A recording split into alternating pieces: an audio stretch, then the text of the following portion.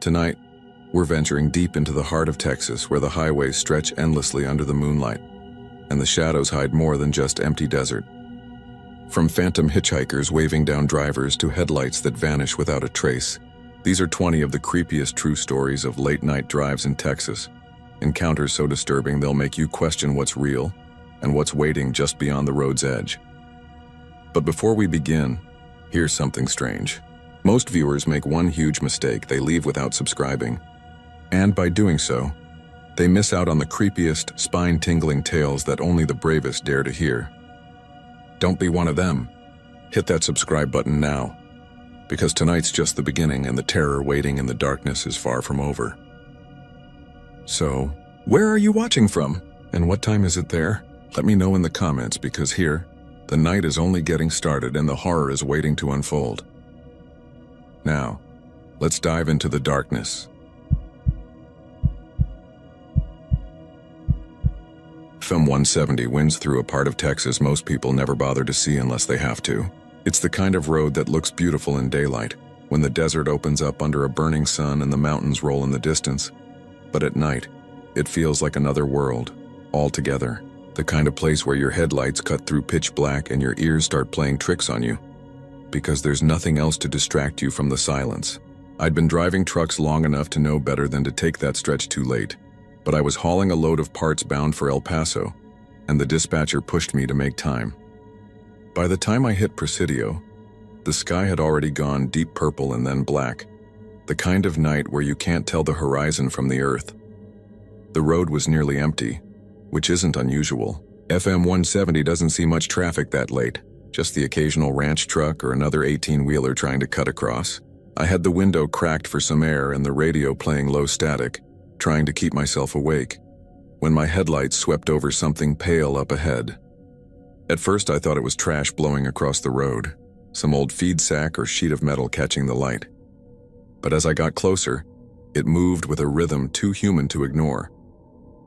There she was, a woman standing barefoot on the shoulder, wearing what looked like a white dress that hung in tatters near the hem. She wasn't waving frantically like someone in danger, just slowly lifting her arm and letting it fall again, as though she had all the time in the world. Out here, you don't ignore people on the roadside, especially not at night. Too many folks break down and it can be hours before another vehicle comes along. Against my better judgment, I eased down on the brakes and brought the rig to a stop about 30 feet from her. My headlights pinned her in place, making her skin glow with that washed-out look you only get from high beams. I opened the door and stepped down, the crunch of gravel under my boots loud in the silence.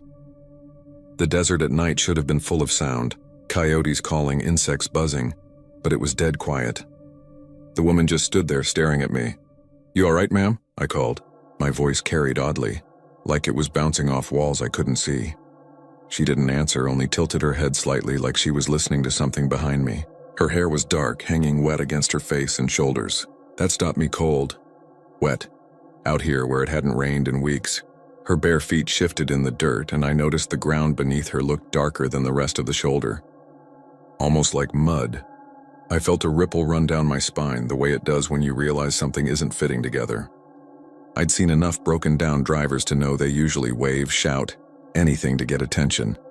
But she just stood, watching me with eyes that reflected more than they should in the light. I took a step closer, but my gut screamed at me to stop. The smell hit then, damp earth like a riverbank after a flood, strong and wrong in the dry desert air. I glanced around expecting maybe a busted water tank or something spilled from a truck, but there was nothing. Just her and that patch of wet dirt. "Do you need help?" I asked again, softer this time. Her lips moved, but no sound came out. I swear I saw them form words, but I couldn't make them out. It was like she was speaking underwater. I froze there, unsure what to do. My instincts told me to turn and climb back into the cab, but something about her made it impossible to look away. Then as my eyes adjusted, I noticed something worse. The dress she wore wasn't just torn. It was stained dark across the chest and sides like it had soaked up water or blood. I blinked and she was gone. Just like that. One moment standing there in my headlights, the next an empty shoulder. The smell still hung in the air, heavy and clinging, and the patch of dirt where she had been was wet enough to glisten. I backed away, not taking my eyes off the spot, and climbed into the truck, slamming the door harder than I meant to. For a long moment I sat there, hands gripping the wheel, heart pounding in my chest. My headlights showed nothing but gravel and desert brush. I reached for the radio, thought about calling someone, but what would I say? That I stopped for a woman who disappeared into thin air? I pulled back onto the road, driving faster than I should have, trying to shake the feeling of being watched. My mirrors showed nothing, but every mile felt heavier, like something had climbed into the cab with me and was just sitting silent, waiting. I drove until the faint glow of Presidio's lights appeared in the distance, and only then did I let myself breathe normally again. When I stopped at a diner on the edge of town, I couldn't help but ask the waitress if she'd ever heard of anyone standing along FM 170 at night. She looked at me like I'd asked something stupid, then said quietly, "You saw her, didn't you?" I pressed her for more, but she shook her head. They say she drowned years ago when her car went off into the Rio Grande. Folks claim she still tries to wave down help. Nobody ever makes sense of it, but you ain't the first trucker to come in here looking pale. Her words didn't make me feel better. If anything, they made the memory worse because I kept thinking about the way that dirt had been wet, the smell of the river when no river was anywhere near the shoulder. I haven't taken FM 170 at night since, and I never will again, because when I close my eyes, I still see her arm lifting in that slow wave, her lips moving in silence, and I can't shake the feeling that if I'd taken one more step closer, I wouldn't have made it back to my truck even now, years later. The smell comes back sometimes when I least expect it, wet earth, heavy and wrong, and every time, I wonder if she's still out there waiting for the next driver foolish enough to stop.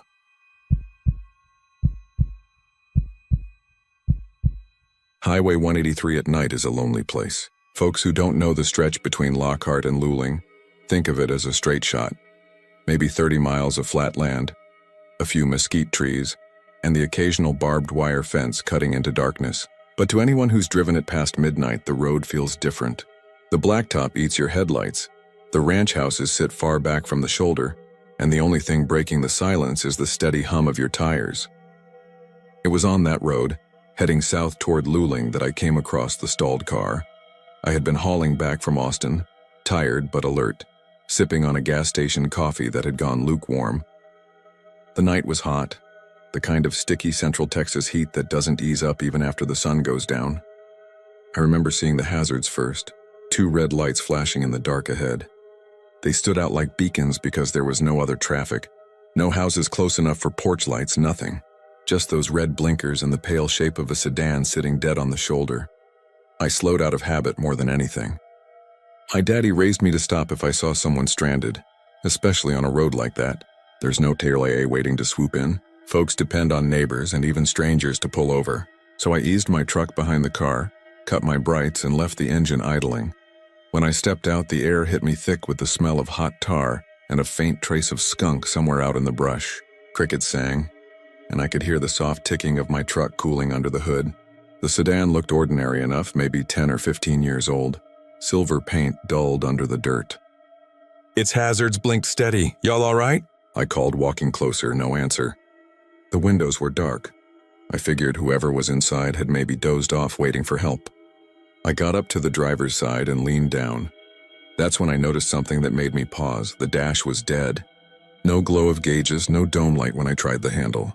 But the hazards kept flashing. I tugged at the door and it gave. The inside smelled strange, like metal and old water, almost like a rusted pipe left out in the rain. The seats were empty. There wasn't a purse, a jacket, nothing you'd expect from a car recently driven. Just silence and that faint metallic odor. Curiosity tugged at me, so I walked around to the front. Maybe the hood was popped. Maybe someone had tried to tinker and gone off for help. I lifted it and my breath caught in my throat. There was no engine. Not an engine pulled apart or missing parts, nothing. Just an empty compartment, bare metal gleaming under my flashlight, as clean as if it had rolled off a line that way. I felt my scalp prickle. My first thought was that it had to be a prank, some stripped-down shell someone had dumped to spook people. But the hazards were still blinking behind me, clicking steady like a heartbeat. That's when the slam came. Both doors on the sedan, driver and passenger, snapped shut at once with a force that echoed through the empty night. I spun, stumbling back toward my truck. The blinkers kept flashing, though I hadn't seen anyone touch them, hadn't heard a switch. I swear on my life the locks clicked too, sharp and mechanical. though there was nobody inside. I bolted, heart thundering, boots kicking gravel as I scrambled back into my truck.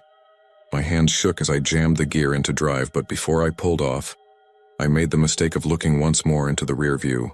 The sedan sat silent, its blinkers still going. For a split second, I thought I saw a face in the rear passenger window, pale, blurry, like a reflection that didn't belong.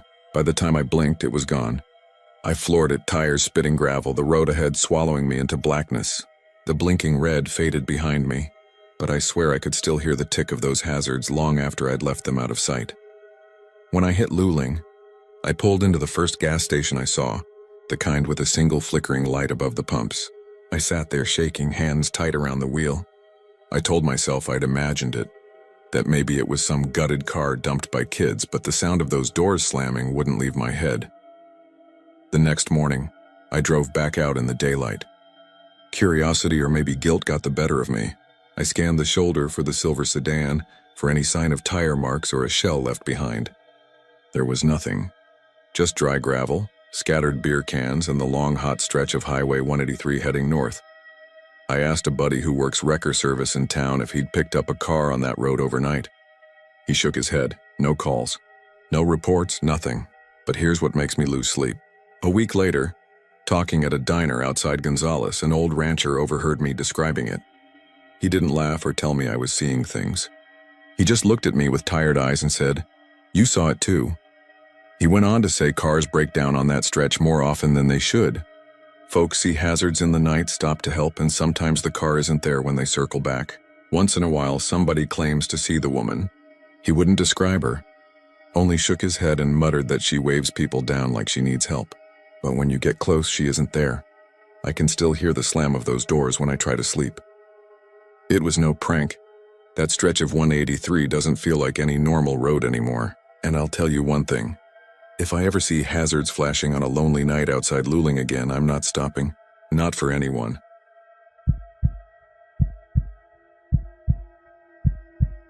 I was driving back from a late meeting in San Antonio, cutting north on Highway 281 toward Marble Falls. The night was heavy with that kind of Texas darkness that makes the sky feel endless and hollow, a black dome stretching from horizon to horizon. It was past 11, the two-lane road empty except for the occasional oncoming headlights.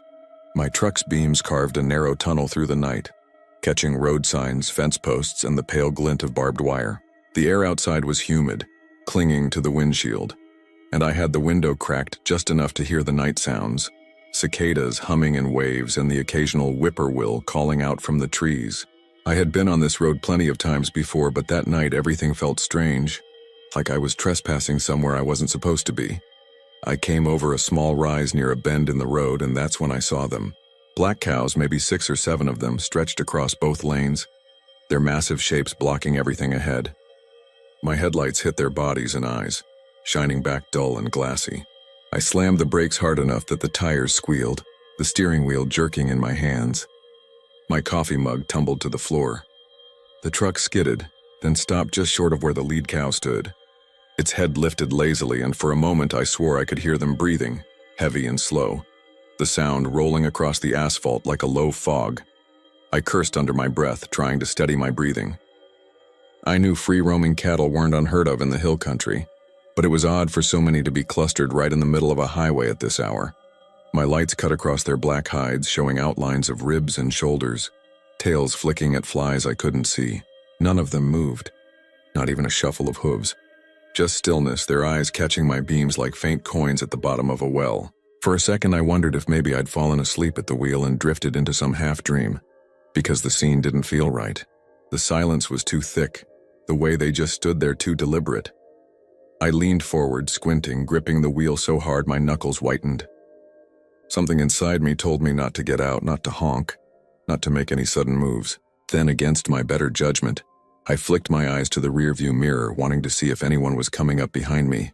The mirror reflected nothing but the long black ribbon of highway trailing away into the night. I looked forward again and froze. The road was empty. Just like that. No cows, no shapes, no dull eyes staring back. Only the asphalt gleaming under my headlights, stretching out clean and bare. My stomach dropped, a cold wave washing over me. I blinked hard, leaned forward again, even rolled down the window to listen. Nothing. No breathing, no shuffling, no cattle. Just the night.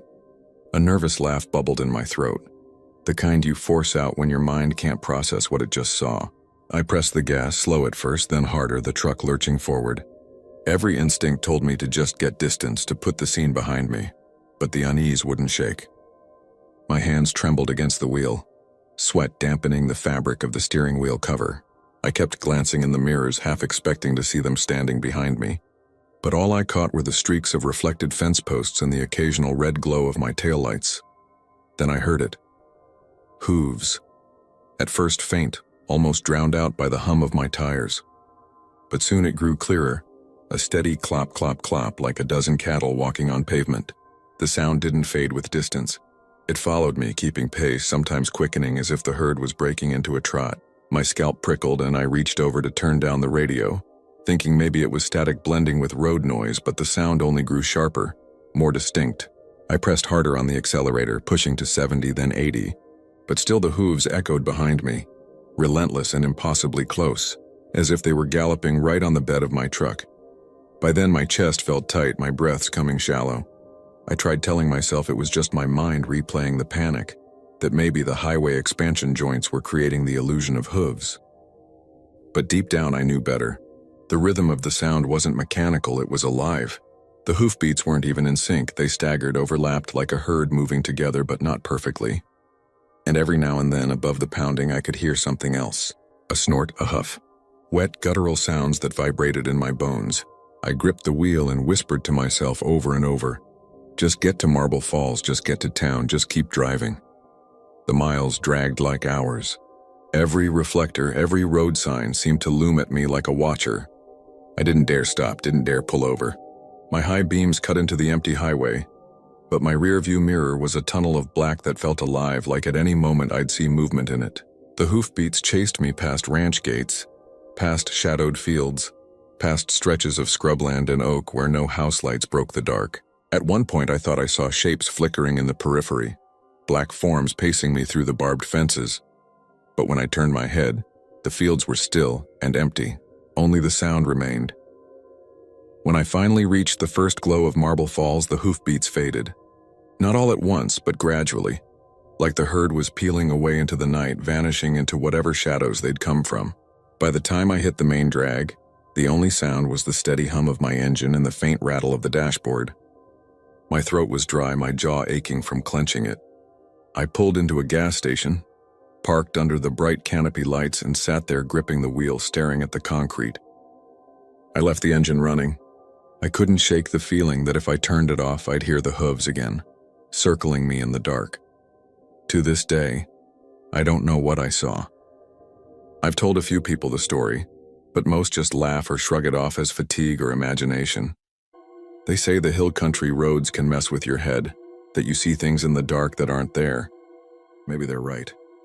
But I can still hear the sound as clear as the night it happened, heavy, relentless, chasing me mile after mile. And whenever I drive Highway 281 after dark, I keep my eyes locked on the road ahead, because I know the moment I glance into that mirror, I might see something waiting for me, something with black hides and glassy eyes standing perfectly still until I blink. And when it comes, I know the hooves will follow me again.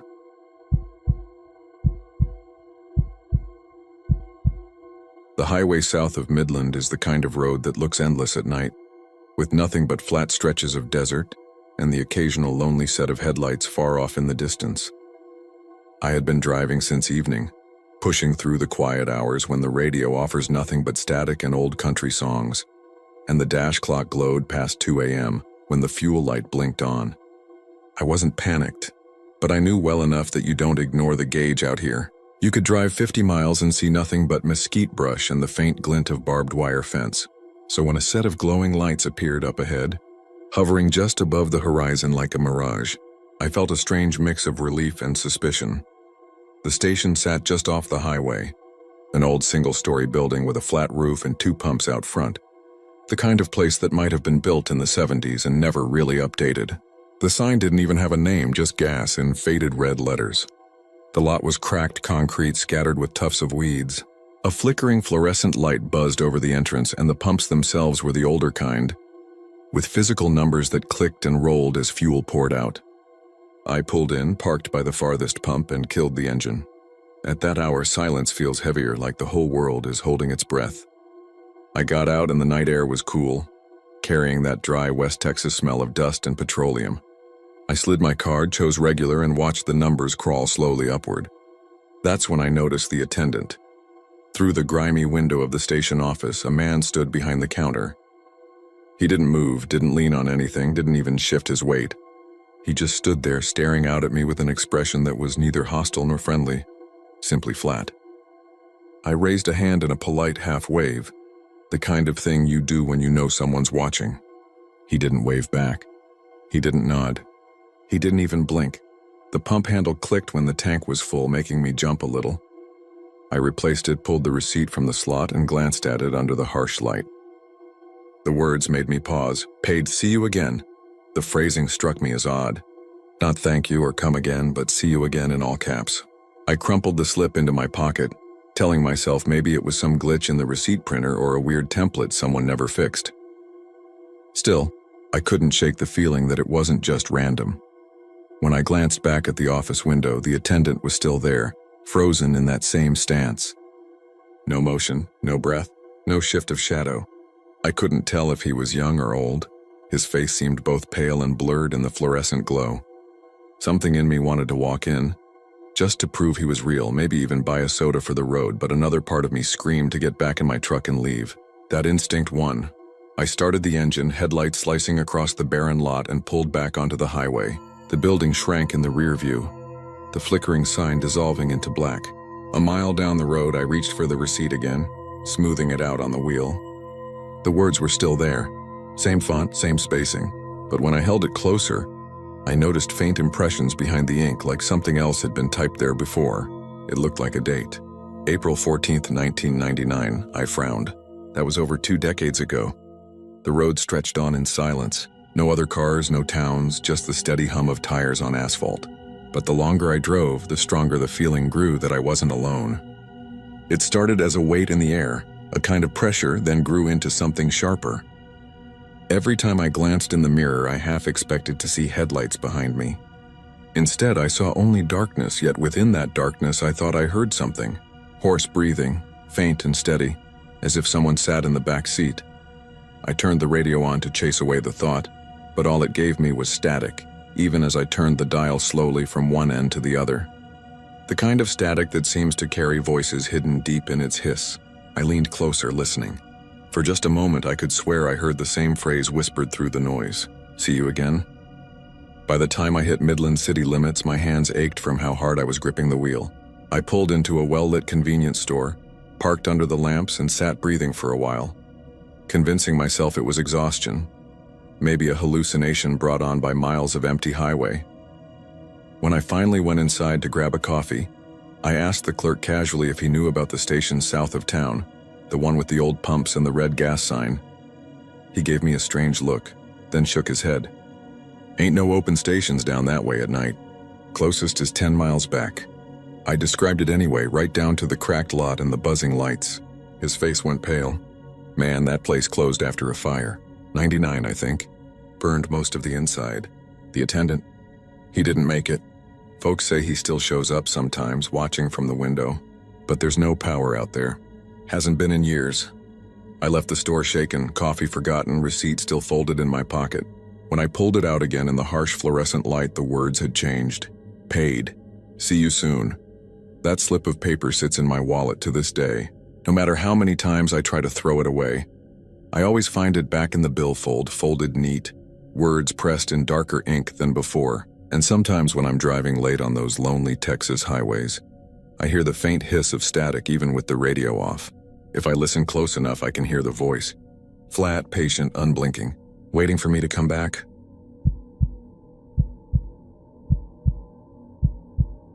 It was a little after dusk when I saw him. The last smears of orange had bled out over the flat horizon west of Corpus Christi, and the stretch of highway ahead of me seemed to roll on into darkness without end. My gas tank was just over half full, the road was quiet, and I wasn't expecting anything but an uneventful drive back toward Kingsville after visiting my sister. Then my headlights found him, A lone figure at the shoulder, thumb out, the reflection of faded sneakers catching the beams. I slowed before I'd even thought about it, which is something I can't explain because I'm not the kind of person who picks up strangers. My father used to drill it into us that picking up hitchhikers was asking for trouble. But the boy didn't look dangerous. He looked young, maybe 16, with a mop of hair that kept falling into his eyes. He wore a flannel shirt too big for him and carried no backpack, no phone, nothing. Just his pale hand raised toward the passing cars. When I stopped, he leaned down to the passenger window and gave me a small, awkward smile as if embarrassed to be out there. His voice was soft, almost swallowed by the sound of the crickets in the brush. He said he lived nearby and was just trying to get home. I unlocked the door without another word and he slid in, folding himself neatly into the seat like he'd done this before. The first thing I noticed was how cold he was. The evening was sticky, the kind of Gulf Coast humidity that makes your shirt cling, but his skin radiated a chill. I told myself it was just nerves or maybe exhaustion. He thanked me politely, called me ma'am in a way kids don't anymore. I asked where home was and he gave me an address off a county road I half recognized. It wasn't far, maybe 15 minutes out of my way, but something in me decided it was the right thing to do. The ride was quiet at first. He stared out the window as if the mesquite and scrub were worth studying, his hands folded in his lap. When I asked if he had been waiting long, he just shrugged and said he had been walking a while. I noticed his sneakers were scuffed, worn so thin at the soles they seemed close to falling apart. We passed under the occasional streetlight, the kind that hums and flickers with moths swirling in the halo. Each time the light cut across his face and I couldn't help but feel something off.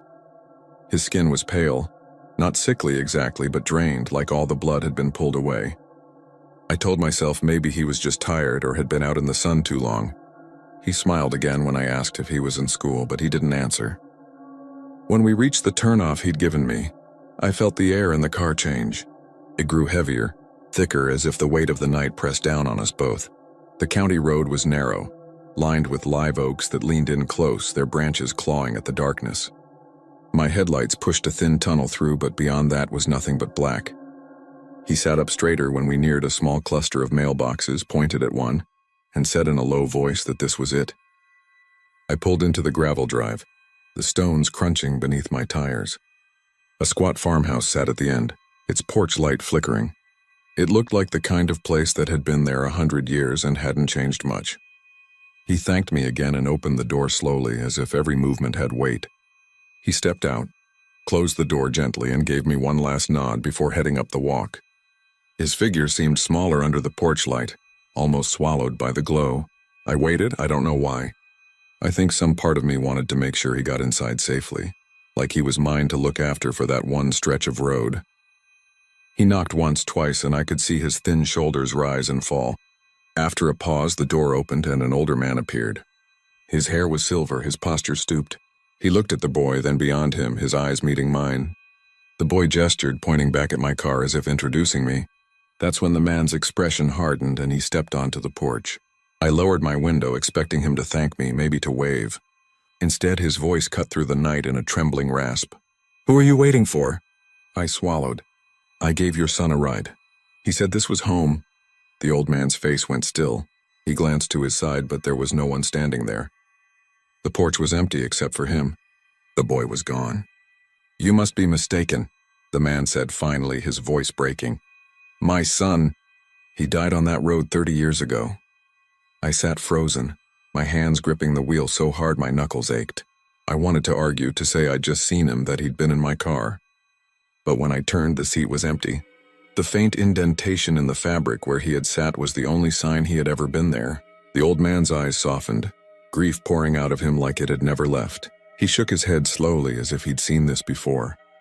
As if strangers pulling into his drive to tell him about a hitchhiker was some recurring wound time refused to close. I drove away without another word, the gravel spitting out from under my tires.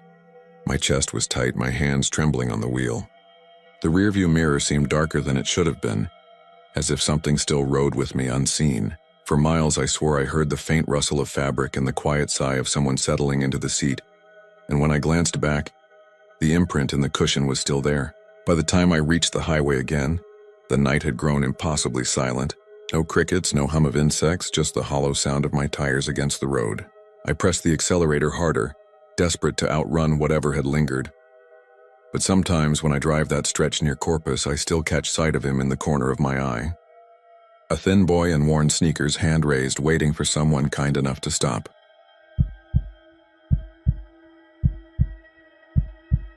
I was driving west out of Alpine when I first saw them. The desert stretched forever in every direction, flat and dry under the fading light.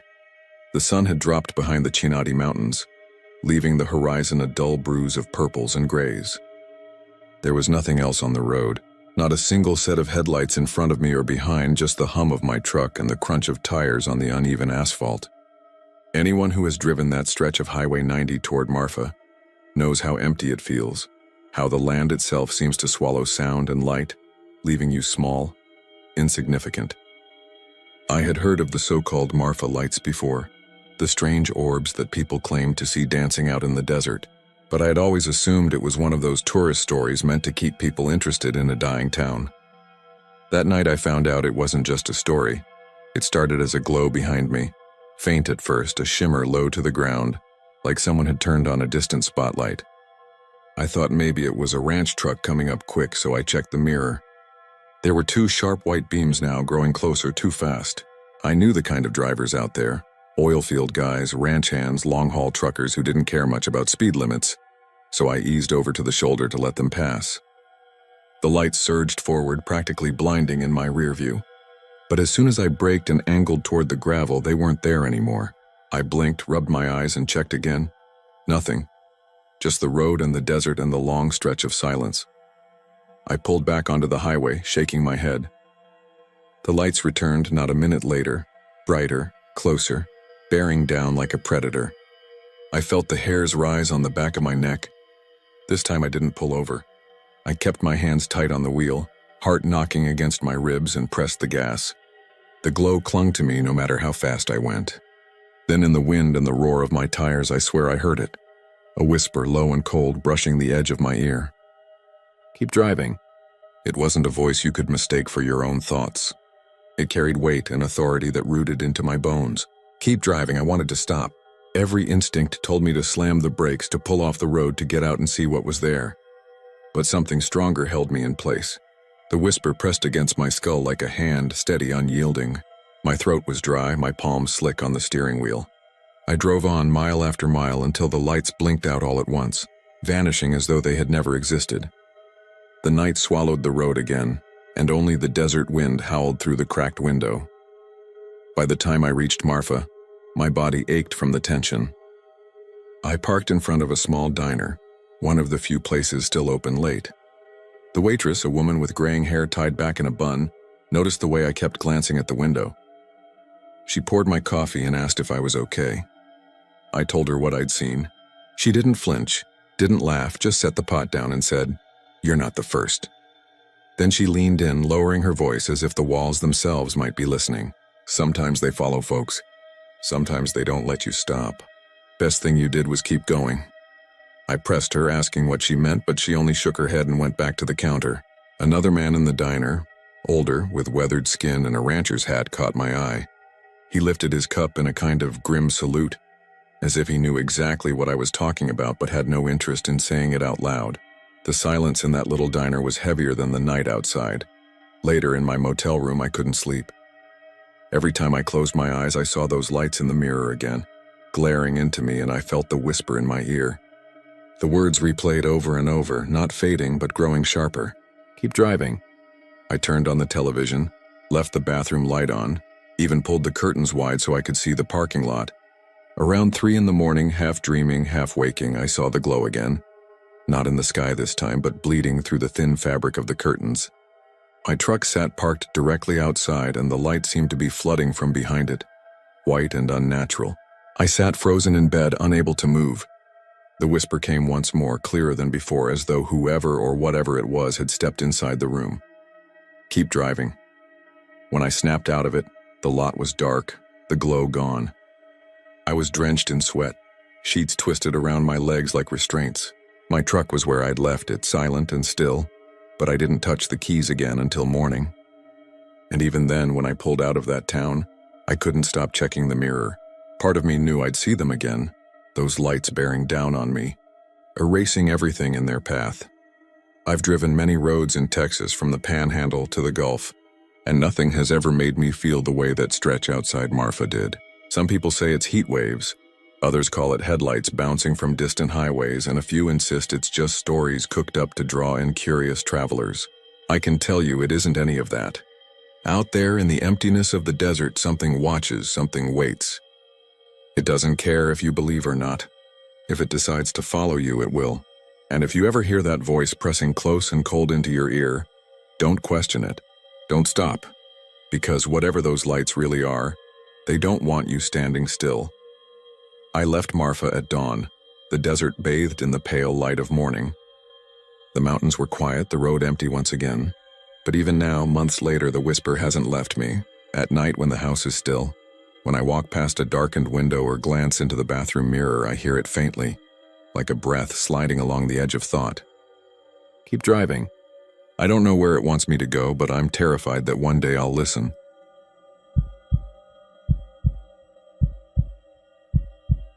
The rest stop on I-10 just outside Fort Stockton was the kind of place you didn't linger at, unless you had to. The parking lot was cracked in places, the lights flickered with a faint hum, and the wind that came down from the flat expanse of desert carried the smell of dust and hot asphalt even at night. Me and Jake had been driving since El Paso, dead tired from pushing through miles of highway with hardly a break. By the time we pulled in, the stars were out and the lot was nearly empty, except for a couple of semi-trucks parked at the far end with their engines humming like sleeping beasts. We killed the engine, reclined the seats, and told ourselves we'd just shut our eyes for 20 minutes before getting back on the road. But exhaustion is a liar. When you're that tired, 20 minutes stretches into something heavier, dreamless and weighted, where the world around you fades but doesn't disappear. I don't know how long I was out, but I woke to the sound of gravel crunching close to the car. At first I thought it was just another traveler pulling in, maybe walking to the bathrooms. I lifted my head just enough to peek through the window, and that's when I saw it. A shadow moved across the glass. Not a bird, not a tree branch swaying, but the dark outline of someone walking right past us. It slid over the windshield slow and steady, as if whoever it was had stopped to look inside. My skin prickled and I froze, my breath shallow. Then another shadow followed. And another. They didn't have weight to them.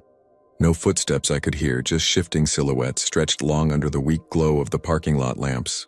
I nudged Jake, whispering his name, and he stirred with a groggy groan. When he sat up, he saw it too. Thin, dark shapes slipping past the windows like people circling us. He cursed under his breath and fumbled for the headlights. The moment he twisted the switch, the beams cut through the empty lot. Nothing. No one. The cracked pavement and faded painted lines reflected back at us, glaring white under the halogen lights. The place was deserted, the kind of deserted that felt deliberate, too clean of sound or movement. I could hear Jake's breathing pick up beside me, his disbelief spilling into nervous laughter. But that laugh didn't last long, because when I leaned forward and looked out over the hood, I noticed the marks on the ground. Fresh footprints in the dust, dozens of them. Bare human feet, circling the car over and over as if we'd been surrounded while we slept. The prints were sharp, not faded or half-blown by the wind. They were new. Some were small like a child's, others wide and long like a grown man's. My chest tightened and Jake muttered that we needed to go. Right then, he twisted the key and the engine caught with a shudder, the sound echoing too loud in the silence. As the car rolled forward, our headlights tracked over the footprints, and I swear I saw them curve, forming strange loops and spirals instead of straight paths. Like someone had been dancing around us in patterns we couldn't understand. We pulled onto the access road and merged back onto I-10, the desert swallowing us in blackness. Neither of us spoke for miles, but the air inside the car was heavy, sour with fear. It should have ended there, just a creepy story to tell later, but it didn't. Somewhere east of Fort Stockton, long after we thought we'd left that rest stop behind, the shadows came back. It started on the periphery, like the edge of your vision catching movement that isn't really there. Jake was driving, his knuckles white on the steering wheel, when he said he thought someone was tailing us. I checked the mirrors, and sure enough, a shape was following just outside the halo of our taillights. Too dark to be a car, too fluid to be a trick of the light. It looked like a figure running barefoot down the shoulder, keeping pace with 60 miles an hour. I wanted to say it was impossible, that maybe we were both just seeing things after being awake too long. But then it cut across the road right behind us, and the car jolted as if the tires passed over something solid. Jake cursed, swerving slightly, but when I looked back, the highway was empty. Nothing in the rear view but the endless stretch of asphalt. We didn't stop again, not until we reached Junction hours later. And even then, neither of us could bring ourselves to pull into another rest stop. When daylight finally came, I convinced myself it had all been a shared hallucination brought on by fatigue, the brain stitching together fear from shadows and sleeplessness. But that excuse died a quick death when I walked around the car at the gas station. The dust along the side panels was streaked with smudges, like greasy handprints dragged along the metal. They weren't ours, and there were no kids or strangers around when we stopped for fuel. Jake wouldn't look at them. He just kept the nozzle pumping and muttered that he didn't want to talk about it. That was 2 years ago, and he still won't talk about it. But sometimes when I'm driving long stretches of highway at night, I catch myself checking the mirrors more than I should. I see the faintest hint of something dark slipping just out of the glow of my lights, keeping pace, waiting for me to close my eyes even for a second. And I know one day I'll have to stop again, whether I want to or not.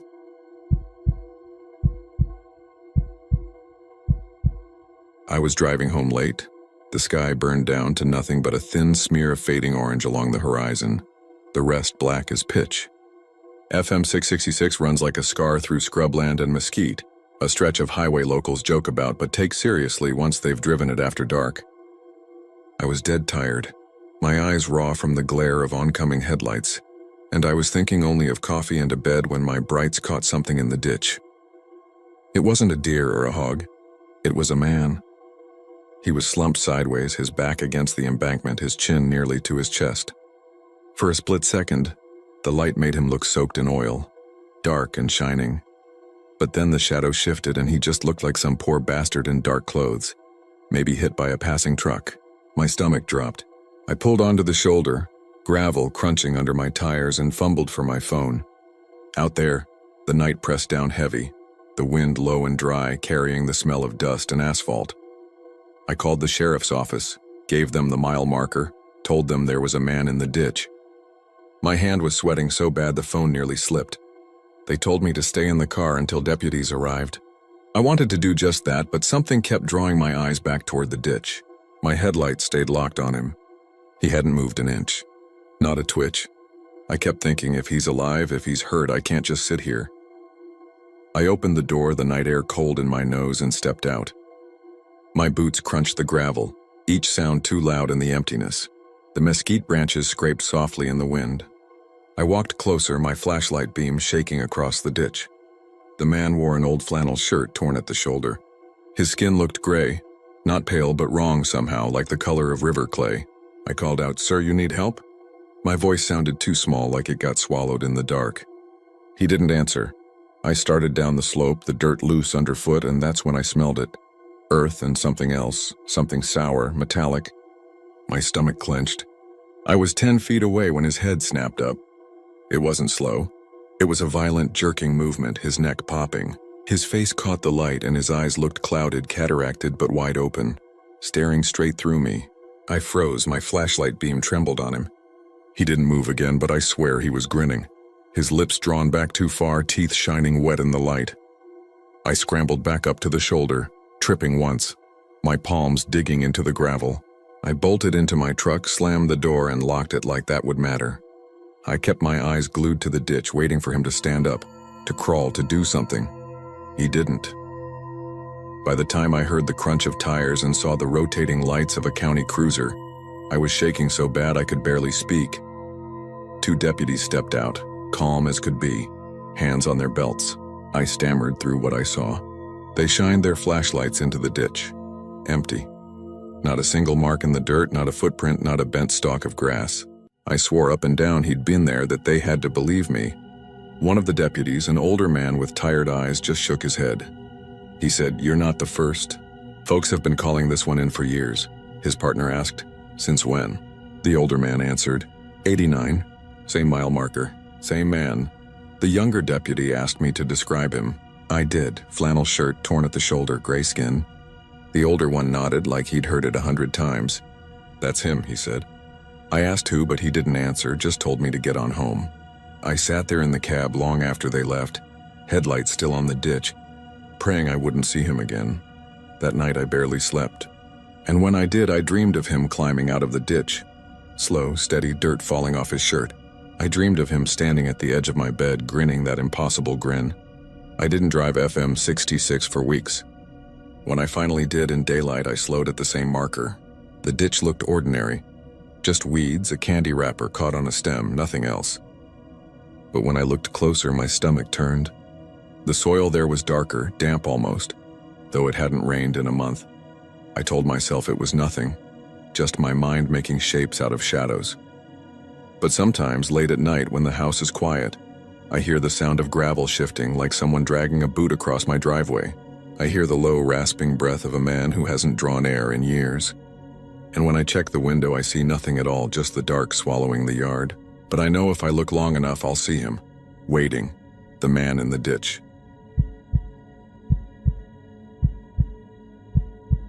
It was just past midnight when I saw it.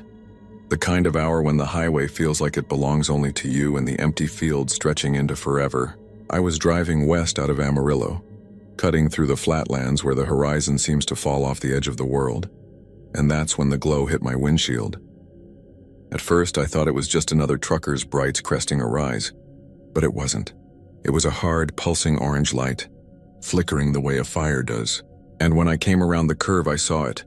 An old sedan on the shoulder, completely engulfed in flames.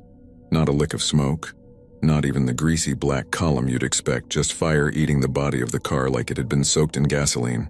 I slowed instinctively, my hazard lights ticking. There was a sharp taste in my mouth, metallic like blood, and I could swear I felt the heat through the glass. My first thought was to grab my phone and call 911, but then I saw the people inside. A man in the driver's seat, a woman next to him, and what looked like a child in the back. Their hands were slamming against the windows, their mouths wide in silent screams. I swear I could hear it through the glass, faint but raw, as if the fire itself was carrying their voices.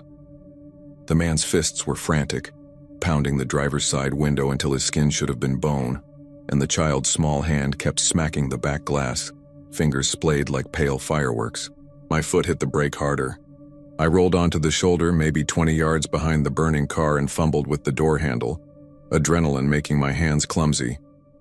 I could feel the heat washing in waves when I cracked the door open like opening an oven. The sound was wrong, though. It wasn't the popping, crackling roar you expect when a car goes up. It was a steady hum, low and vibrating like some giant machine idling deep underground, and through that hum came the pounding of fists and the muffled screams. I yelled that I was calling for help, though my voice sounded swallowed by the night, but then something stopped me cold. The driver's eyes met mine through the flames. The fire was everywhere, burning over his face, his shirt, but his eyes were clear and wet, bulging with terror. He shook his head slowly, violently, like he was telling me not to come closer, not to even try. My hand froze halfway to the door handle. The woman turned her head too, and for a split second it looked like her mouth moved in a word. One word, but I couldn't make it out. It was like the flames bent her lips and stretched her voice into nothing. That was when I heard tires crunching gravel. A state trooper pulled up behind me, his red and blue lights cutting the firelight into sharp shards. He walked up fast, a hand on his belt, and barked at me to stay in the car. I pointed at the sedan, at the fire that had to be killing the family inside, and screamed that there were people burning alive. The trooper's face twitched, not with fear but confusion. He looked at the stretch of shoulder ahead, tilted his hat back, and then looked at me like I'd lost my mind. There was nothing there. No fire, no car. Just an empty shoulder and long, dark asphalt bleeding into the plains. I shouted at him to look again, to really look, but the man was already shaking his head. He said they got calls like this every few years. Almost always the same spot, the same mile marker, and it always turned out to be nothing. I got out of my truck anyway, stomping toward where the sedan had been, but the spot was empty except for a wide black smear across the asphalt, charred and bubbled as if something had burned hot enough to melt the very surface. I crouched, running my hand over it. The pavement was still warm, sticky against my palm like it had been scorched minutes before. I looked back at the trooper, but he only sighed and said he couldn't stop me from driving on, though he suggested I do just that. He wasn't smiling when he said it. He didn't even look at me, only at that stretch of highway like a man staring at a grave he's already dug too many times. I drove on, but my hands wouldn't quit shaking. Every mile marker I passed seemed to carry an echo, like the pounding of fists on glass. I pulled into a gas station outside Vega just to breathe. The clerk behind the counter saw me pale and sweating and asked if I'd come down 40 from Amarillo. When I nodded, he just gave this tired, grim look like I'd joined a club no one wanted to be part of. He told me a story his uncle used to tell, about a family back in the 70s that caught fire when their sedan rear-ended a tanker on that same stretch of highway. They say the car burned before anyone could pull them free, burned until the glass bubbled and the asphalt bled tar. He said folks claimed their deaths were so sudden, so violent that the highway itself took it into its bones, replaying it every so often like a scar that can't heal. I didn't stay to hear the rest. I just bought a coffee I couldn't drink and kept driving west, though the sound never left me. The faint thump of fists against glass riding inside my ears no matter how loud the radio played. And sometimes when the road curves and the horizon throws back that kind of orange shimmer, I can still see their eyes through the flames, begging not to be saved. I don't stop anymore. Not anywhere near Amarillo. I just keep driving because if you look too long at that fire, I think it might find a way to climb into your car, your skin, and you'll be the one pounding against the glass, waiting for someone else to make the mistake of stopping.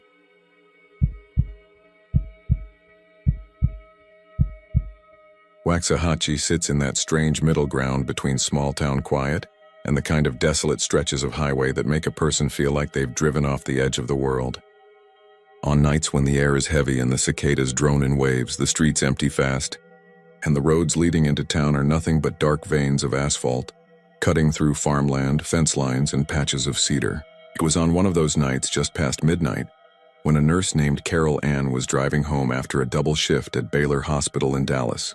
Her old Chevy Malibu hummed steady at 60, headlights sweeping over the long, undulating road southbound toward Waxahachie. The radio had died years ago, so she drove in silence, windows cracked enough to let the smell of cut hay and the far-off reek of cattle seep in. She was bone-tired, the kind of fatigue that eats at your vision and makes the passing mile markers blur. She first noticed it on a straight stretch past the FM 8113 turnoff. Something pale flickered on the side of the road, just at the edge of her headlight beam. At first she thought it was a reflection, maybe a billboard's tin edge catching the light. But then it moved. A white shape, low and fast, pacing her car. Carol Ann gripped the wheel tighter, eyes narrowing as the shape resolved into the figure of a dog. A massive one. Its fur was bright, unnatural white, glowing faintly even in the darkness. Its legs blurred with speed and its head kept level with her window. Her foot eased up on the gas for half a second, then pressed harder. The speedometer climbed past 60, 65, 70. The dog didn't fall behind. It ran smoother than anything alive. Its strides effortless, no rise and fall of breath. Carol Ann's heart knocked against her ribs. She snapped her eyes back to the road, then glanced sideways again. The dog's eyes caught her headlights for a blink. Two pale, colorless orbs that seemed more like glass than flesh. Her mouth went dry. She was a nurse, rational and tired, but no exhaustion explained a beast like that. She muttered to herself, "It's a trick of the lights. Just get home." But even as she said it, she pressed harder on the gas. The car rattled, tires whining on the asphalt, the fields blurring into darkness. 75, 80. The dog didn't falter. It ran with her, jaws slightly open, tongue lolling, but no breath, no sound. Her window was down enough she would have heard panting if it were real. Instead, there was only the slap of her tires and her own pulse roaring in her ears. She thought about swerving toward it, testing if it was really there, but some instinct screamed not to. Instead, she hunched lower in the seat, knuckles white on the wheel, and whispered prayers her grandmother taught her when she was a girl. The dog leaned closer, close enough she swore she could see the outline of ribs beneath the fur, shadows shifting unnaturally along its flank, as if its body wasn't entirely solid. She kept her eyes on the yellow center line, fighting the urge to look again. The sign for Waxahachie's city limits loomed ahead, green letters washed pale by her headlights. Her shoulders eased slightly. If she could just get into town onto Main Street, there would be lights, people, safety. She slowed just enough to take the curve that fed into the courthouse square. When she glanced to the side again, the dog was still there, still running effortlessly. But as she crossed into the heart of town under the glow of the old sodium street lamps, it was gone. One blink it was there. The next it vanished as if it had never existed. The street was empty, her car's engine the only sound. Carol Ann rolled through the square, her eyes catching the towering limestone courthouse. Windows like watchful eyes against the night. Her hands shook as she parked in front of a diner that was long closed. She sat there, engine idling, forehead pressed against the wheel. The adrenaline drained from her, leaving her cold and trembling. She stepped out finally, air heavy with the smell of wet pavement, though it hadn't rained in weeks. She looked down and froze. On the concrete circling her car in a wide, deliberate ring were paw prints. Not dusty or faint, but damp, dark and perfectly formed, as if pressed into the ground by something with weight. The prints stopped directly at the base of the courthouse steps, where they simply ended. She stared for a long time, then climbed back into her car and drove home with every light in her house burning until the sun came up. The next day she told no one. She wanted to chalk it up to exhaustion, to her eyes playing tricks, but the image of those prints stayed carved into her memory. Even years later, whenever she passed the courthouse at night, she swore she could smell wet fur and hear the faint patter of paws on the pavement, keeping pace just out of sight. Some nights, folks in Waxahachie still whisper about a pale shape that follows cars on the lonely roads leading into town. They say if you see it, you shouldn't slow down, shouldn't swerve, shouldn't look too long. Just keep driving no matter how fast until you see the courthouse square, because whatever that dog is, it runs faster than you, and it doesn't stop until you're home. And sometimes even then you can still hear it waiting just beyond the streetlights.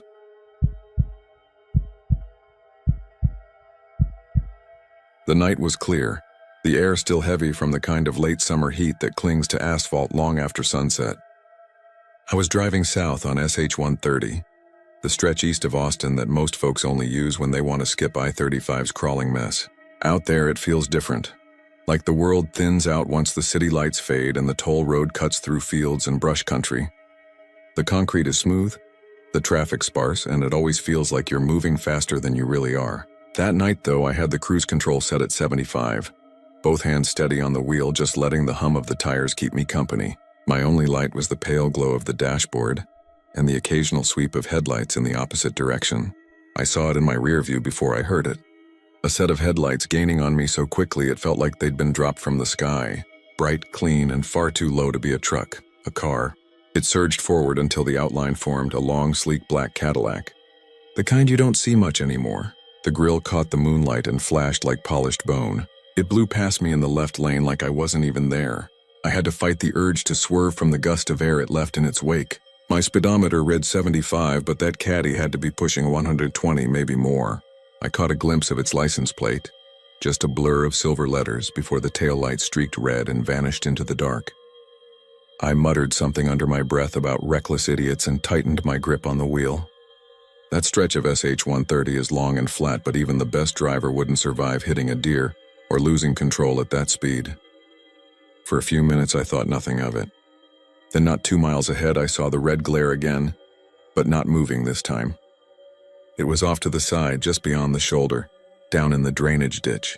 The Cadillac sat there crumpled like paper, its nose buried in the dirt, the back half twisted at an angle no car should survive. My chest tightened. I didn't see smoke, but I could swear I heard the faint tinkle of shattered glass settling. Instinct kicked in. I slowed, eased onto the shoulder, and pulled over just a few yards back. I left the engine idling and grabbed my phone before stepping out. The air smelled of burnt rubber, sharp and bitter, but it carried on the breeze like smoke without fire. I jogged toward the wreck, my shoes crunching the gravel, the glow of my headlights stretching long shadows across the ditch. The Cadillac looked worse the closer I got. The windshield was a spiderweb of cracks, and the driver's side door hung open as if someone had tried to crawl free. But there was no one inside, no driver, no blood, nothing. Just an empty seat and the faint shimmer of leather torn down the middle. I leaned closer, my heart pounding, and that's when I realized it wasn't right. The metal wasn't bent, it was whole. The glass wasn't broken, it was smooth. The longer I stared, the less damaged it seemed, like my eyes were trying to convince me of something that wasn't there. I blinked and stepped back, rubbing at my face. My headlights caught the ditch again, and for the first time I noticed the ground. No skid marks, no tracks leading down from the road. Just clean, undisturbed grass swaying in the breeze. My breath caught in my throat. I turned back to the car, but there was nothing. Not a Cadillac. Not even the faintest outline. The ditch was empty. My hands trembled, and I swear I could still hear that faint metallic groan, like an echo out of place fading with the night air. I stood frozen for a moment, the silence pressing in from all sides. The toll road stretched out in either direction, quiet and endless. No other headlights in sight. When I finally forced myself back into my truck, my chest was tight, my stomach twisted. I threw it into drive, but I couldn't bring myself to go faster than 60 the rest of the way home. Every time I glanced at my mirrors, I half expected to see those bright Cadillac headlights bearing down on me again. Later, when I told a buddy of mine what I'd seen, he just stared. He grew up outside Austin, knew SH-130 like the back of his hand. "You're not the first," he said quietly. My uncle swore he saw the same thing back in '98. Black Cadillac, flying like hellfire itself, wrecked in a ditch, then gone. Folks say it was some oil man out of Houston who crashed out there years ago. Died alone when he lost control, going too fast. They cleaned up the mess, but sometimes he still makes his run. Some say you see the wreck if you're unlucky, like he wants someone to notice, like he wants someone to pull over. I laughed it off in front of him, but inside it stuck like a splinter. I couldn't stop thinking about how real it looked, how certain I'd been. Sometimes at night when I'm on the highway, I still feel the pressure in my chest, that sense of something close and waiting. I won't take SH-130 anymore, not after dark, and even when I'm on the interstate. Whenever a car blows past me too fast, I grip the wheel hard and wait for the red glow of taillights to vanish into nothing. Because out there, on that lonely stretch of toll road, I know what I saw. And I know that Black Cadillac is still running, even if no one's behind the wheel.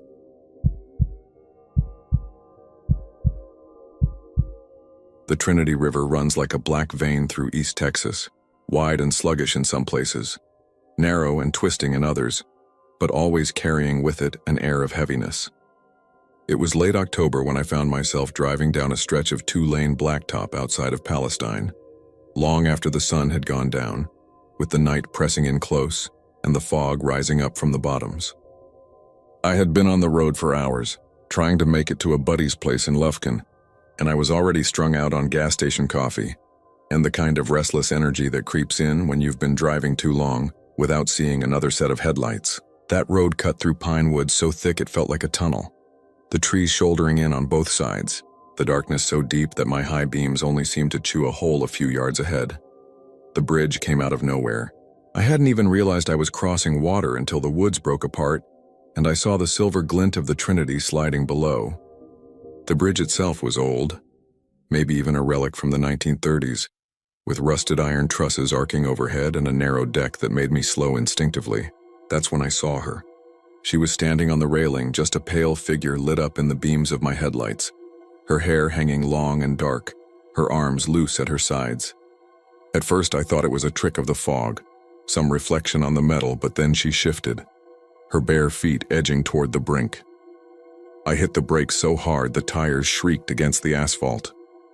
My heart was pounding, and all I could think was that she was about to throw herself into that river. I rolled down the window, leaned halfway out, and shouted, "Hey, don't!" My voice cracked in the cold night air. She turned her head toward me just enough that I caught the pale oval of her face, her eyes dark pits in the glare. Then, before I could even get the truck in park, she stepped off the railing and vanished into the black water below. I killed the engine and scrambled out, fumbling for the flashlight I kept under the seat.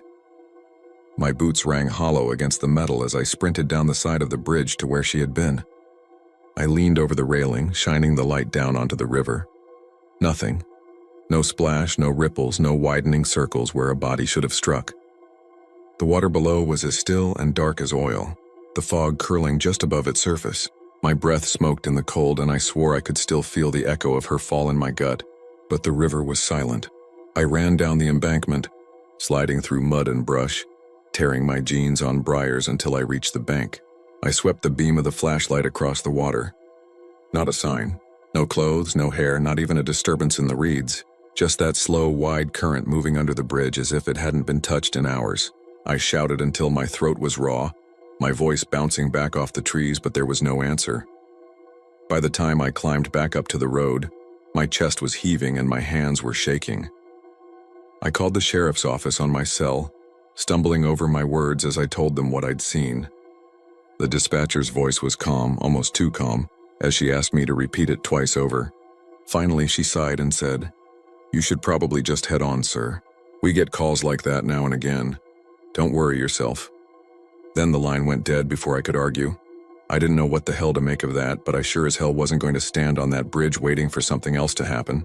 I climbed back into the truck, locked the doors without even thinking, and drove until the fog swallowed the bridge behind me. The whole rest of the night I couldn't shake the image of her standing there, bare feet balanced on rusted iron, face pale as chalk in my headlights, and the way the water had swallowed her without a sound. I didn't tell anyone for weeks. It ate at me though, and one Saturday I drove back out to that stretch in daylight. The bridge looked smaller than I remembered, the iron red with rust and half choked with vines. A roadside marker at the edge of the woods told the story. In 1957, a school bus carrying a group of children had gone off that very bridge, plunging into the river.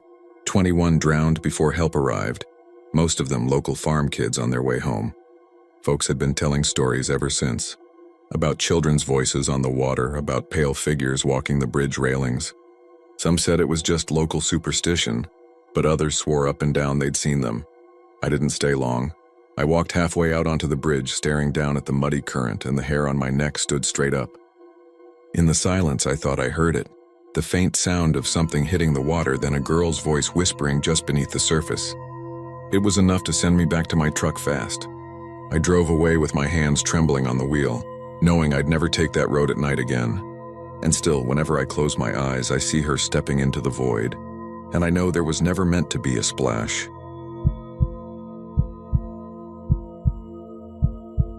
The Kalishi roads around Odessa have their own kind of quiet.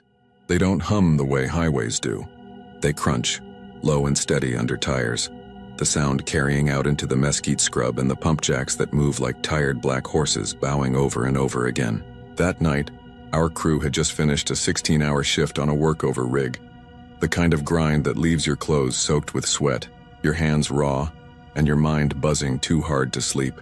We were heading back toward the trailers the company rented. 3 trucks in a line, our headlights stretching out into the white dust and the black sky. The only light was the orange glow of flares burning off gas in the distance, the kind of flame that makes you think the horizon itself is bleeding. I was riding shotgun in the lead truck, too tired to talk, too wired to close my eyes. That's when I saw him, a figure up ahead walking along the shoulder like he belonged there. Coveralls, boots caked in dust, moving slow with his head bowed. Out here, you do see workers walking sometimes. Someone broke down or waiting for a ride, but not this far off. Not at midnight in the middle of nowhere. The driver, Ray, muttered something under his breath and eased the truck over as we came alongside. The man didn't turn his head right away.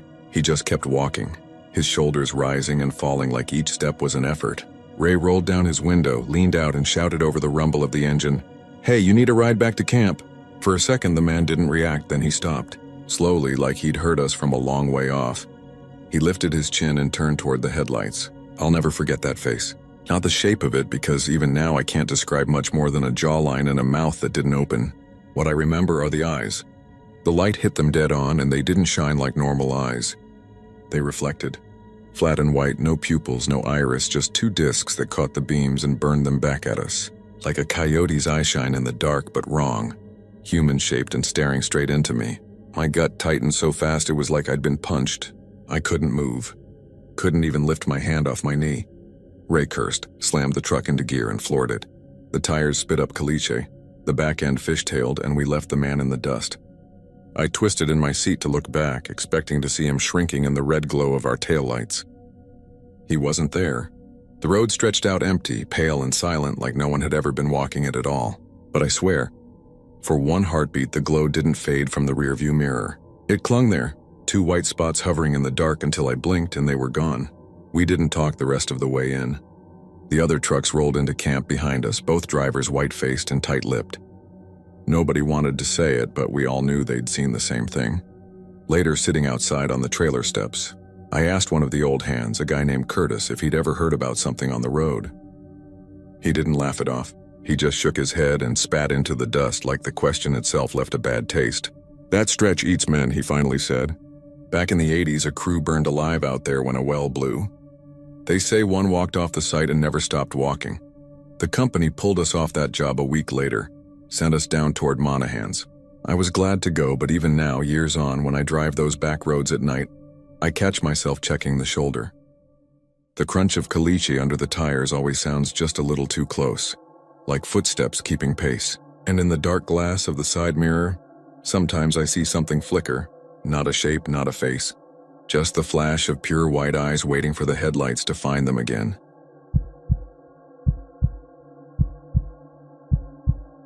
I was driving back from campus that night, too late and too tired, the kind of tired where the white lines blur and your mind keeps slipping off the road even though your hands are steady on the wheel.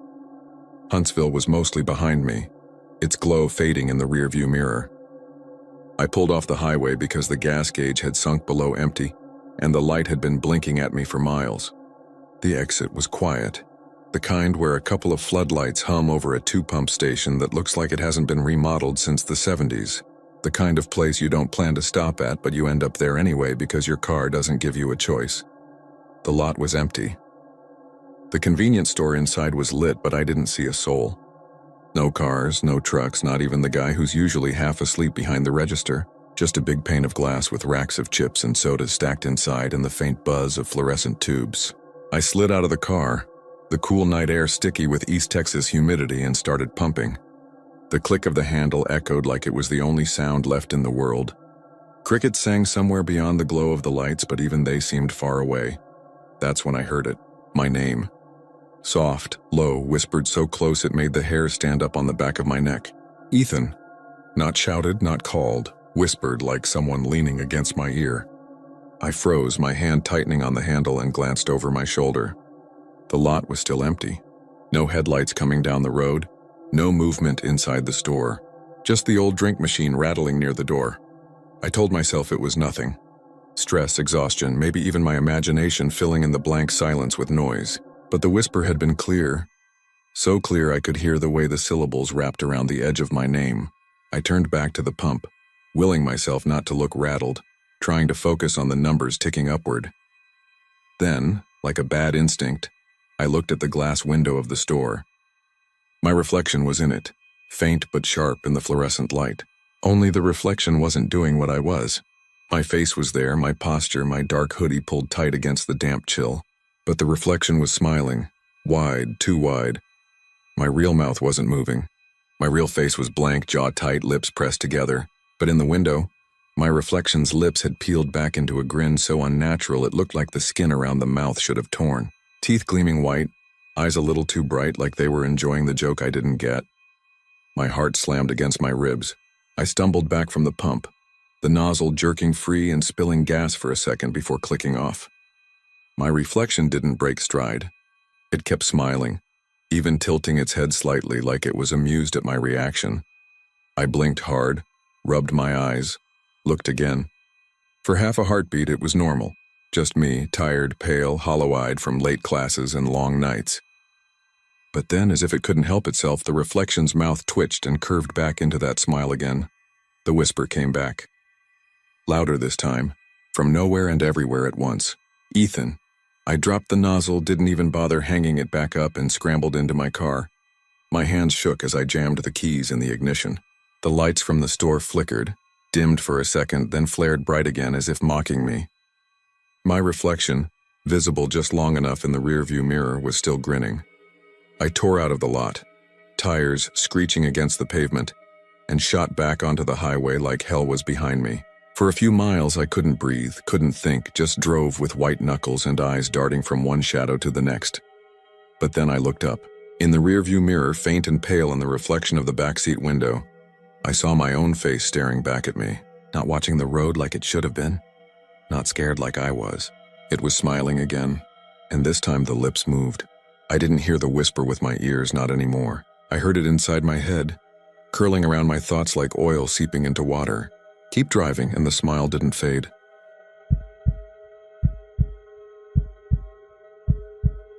The night stretched wide and empty across Jack County, Texas. The kind of black country night where the only light came from the thin yellow wash of a pickup's headlights. The Bensons were heading home after a long day in Wichita Falls. Two sleepy kids in the back seat, their father steady at the wheel, and their mother humming softly under her breath to keep herself awake. They had taken the backroads as they usually did, cutting through quiet ranch land instead of staying on the main highway. It was quieter, Safer in some ways and quicker if you knew where to turn. The gravel roads wound through mesquite and scrub oak, and only every few miles did another set of lights appear. Most nights it felt like they were the only ones out there. That was the whole appeal, no traffic, no noise. Just the dark rolling hills of North Texas. It was about 10 miles out from Jacksboro when Ellen, the mother, noticed the glow of another car coming up behind them. 2 bright headlights rose in the rearview mirror, not too close, not too far. "Somebody's out late," she muttered, adjusting in her seat. Her husband Mike just grunted, his eyes on the road. Their son Caleb stirred in the back seat and sat up enough to peer out the window. "Who's that?" he asked groggily. "Nobody," Mike said. "Just another driver. Go back to sleep." The boy laid his head back down, though he kept his eyes open. For the first few miles, it was nothing unusual. Cars shared those back roads, though not often, but after another stretch, Ellen frowned. The headlights were exactly the same distance behind them. Whether Mike slowed a little or pressed the gas, they didn't fall back or close in. Just hanging there, steady, floating like 2 eyes in the dark. "That's odd," she said. "You see that?" Mike nodded. "Yeah, probably just someone heading the same way. Don't worry." But even he kept glancing in the mirror more than usual. The road curved, dipped, climbed, and still those lights followed. No matter the hill, the angle, the sharpness of the turn, they never shifted. Always 2 bright beams at the same distance. When Mike slowed down sharply once, letting the truck nearly crawl, the lights slowed too. When he accelerated, pushing up past 60, the lights didn't diminish, didn't struggle, didn't move. Ellen's voice grew tighter. "Why don't they pass us?" she asked. "If they're going the same way, why don't they just go around?" Mike didn't answer. His jaw was set, his knuckles pale on the steering wheel. He didn't like to admit it, but he was starting to feel a prickle crawl up the back of his neck. Caleb sat up again. His sister Emily, younger and still clutching her blanket, whispered, "I don't like it, Daddy, I don't like the lights." Her voice was small, but sharp enough to make the inside of the truck feel colder. "It's fine," Mike said, though his voice lacked conviction. He tried tapping the brakes suddenly, a flash of red that usually sent tailgaters backing off. The lights didn't flinch. Not a wobble, not a change in brightness, just 2 unwavering orbs behind them. The deeper they went into Jack County, the lonelier the roads became. Barbed wire fences lined the sides, open pastures beyond them, and no houses lit up for miles. It was the kind of country where you could scream all night and only the coyotes would hear. Ellen's hand slid across the seat to grip her husband's arm. "Mike, I don't like this." He forced a tight smile, though his stomach was nodding. "We're almost home." But the strangest thing was, when he tried to really look at the car, squinting, focusing, it wasn't there. The lights were there, yes, white and bright, but no hood, no grill, no windshield. Just lights. He blinked, rubbed his eyes quick against his sleeve, and looked again. Nothing but the beams. His mouth went dry, but he didn't say anything. If Ellen saw the same thing, she'd panic, and panic was the last thing they needed with the kids watching. They kept driving. 15 miles, 17, 20. The light stayed. When their gravel driveway finally appeared off to the right, Mike felt a rush of relief so sharp it hurt. "Home," he muttered. He turned onto the rutted path that cut through the pasture to their little ranch house. The headlights followed them right to the gate. Emily whimpered and buried her face in her blanket. Caleb stared, wide-eyed and pale. Ellen crossed herself, her lips moving silently. The truck crunched to a stop in front of their house. Mike turned off the ignition, the engine ticking down in the cool night. The kids were silent. Ellen reached for the door handle but stopped, frozen. "Mike," she whispered. "Look." He turned his head toward the road. The headlights hung there for a moment, still bright, still steady. Then, as if someone flipped a switch, they blinked out. Not a fade, not a slow retreat, just gone. No sound of tires, no rumble of an engine leaving. Just the country silence, crickets, wind through dry grass. Nothing else. They sat there for a long minute, all 4 of them listening to the emptiness. Finally, Mike said, "Inside now." They hurried through the dark yard, the porch light buzzing faintly overhead. He locked the door behind them, checked it twice, and pulled the curtains tight. But even inside, even with walls around them, the feeling didn't leave. It was as if those lights hadn't gone anywhere at all. As if they were still waiting, somewhere out in the dark pasture, unseen but watching. That night, none of them slept well.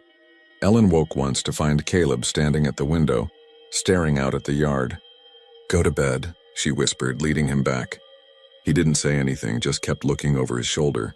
Later, near dawn, Mike thought he saw a faint white glow slipping across the far field, drifting between the mesquite like fog. He told himself it was nothing, just the moon breaking through clouds, but the lie tasted bitter in his mouth. The Bensons never took the backroads again after that night. Ellen insisted on sticking to the highway, even if it meant longer drives. Mike never argued, but every now and then when he checked the mirrors on those dark stretches, his breath would catch. For a second he'd think he saw them again, far back in the distance, two steady orbs floating through the black, and he never could shake the certainty that if he blinked too long, they'd be right there again, waiting for him to lead them home.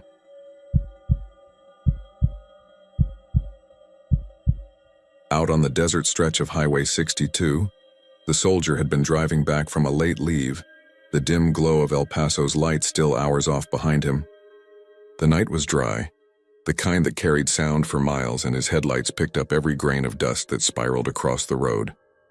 He'd been fighting sleep with the windows cracked, letting in the hot desert air, and when he saw the figure by the roadside, he thought at first it was just a trick of exhaustion. The man was standing perfectly still, thumb out, boots dusty, the tan army fatigues cut sharp against the dark. His pack was slung over one shoulder, his other hand resting by his side like he'd been waiting there for hours. Something about him triggered a reflex in the soldier, a kind of automatic recognition. Brotherhood. You don't leave another man out there, not in the empty dark. He slowed his truck, gravel crunching under the tires as he pulled onto the shoulder. The man didn't wave or move closer, just waited. The soldier rolled the passenger window down and leaned across. "Where are you headed?" he asked. The man gave a small nod, almost like a bow, then stepped forward and opened the door. The truck's dome light flicked on in that same instant, and what the soldier saw made his stomach lock up. The hitchhiker's uniform was flawless, boots laced tight, pack heavy with gear. But where his face should have been, there was only smooth, pale skin. No eyes, no nose, no mouth. Just a blank stretch like a wax mask before features are carved. The soldier froze, his throat closing, and the hitchhiker bent slightly to climb in. Something primal took over. The soldier shoved the gear shift into park, kicked his door open, and spilled out into the night air. He didn't slam the door, didn't even think of it, just ran. His boots hammered the gravel shoulder, lungs burning as the truck's dome light stayed on behind him. He could see his own breath, though the night was still hot. After 20 yards, he risked a look back, expecting the faceless thing to be on him. But the truck sat there silent, the open door swinging slightly. Nobody in the seat. The road stretched empty in both directions, nothing but the thrum of desert cicadas in the wind. He stood there trembling, hands shaking so badly he could barely keep them from clenching. His truck was still idling, headlights pointed forward, dome light spilling pale glow across the empty bench seat. He forced himself to take a step closer, then another, heart pounding in his throat. When he reached the truck and leaned inside, the seatbelt hung slack. The pack was gone and the faint smell of sweat and dust lingered, as though someone had been sitting there just moments ago. He climbed back in, slammed the door, killed the dome light, and floored it. For miles he didn't let up, every shadow on the road making his skin crawl, every flicker of light in the rearview mirror twisting his gut. But the desert doesn't let go that easily. Half an hour later, still speeding toward El Paso, he glanced at the passenger seat. The smell was stronger now. He swore the cushion dipped as if under weight, the fabric darkening slightly as though someone invisible had leaned against it. He gripped the wheel tighter, forcing his eyes forward, refusing to look again. But when he finally reached a gas station on the outskirts of town and pulled under the fluorescent lights, he turned and saw the impression clear as day. The outline of a body seated beside him pressed into the seat, and the smell of sweat and dust filled the cab until it was choking. He left the truck running, door hanging open, and stumbled into the gas station. The attendant, a tired-looking man with grease on his hands, asked if he was okay. The soldier tried to explain, but no words came out. Only when he glanced back through the glass did he see it. His dome light had flicked on again, though he hadn't touched it, and for a moment the seat was empty. Then the faintest outline of a head turned toward him, faceless, featureless, but somehow staring straight through the glass. He backed away from the counter, and when he looked again, the truck light was off, the cab dark. He never drove that truck again. Said it wasn't worth the risk. Friends joked he'd been rattled by a desert mirage, that the long road back from leave had gotten to his head. But he never laughed. He never smiled when they said it. He'd always cut them short with the same quiet line, almost whispered like he was afraid someone might overhear. He wasn't looking for a ride, he'd say. He was looking for me.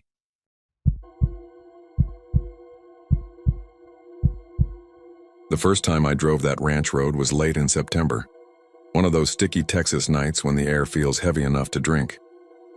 I had been visiting a friend outside Uvalde, and instead of heading back on the main highway, I thought I'd cut across the dirt road that looped around his neighbor's property.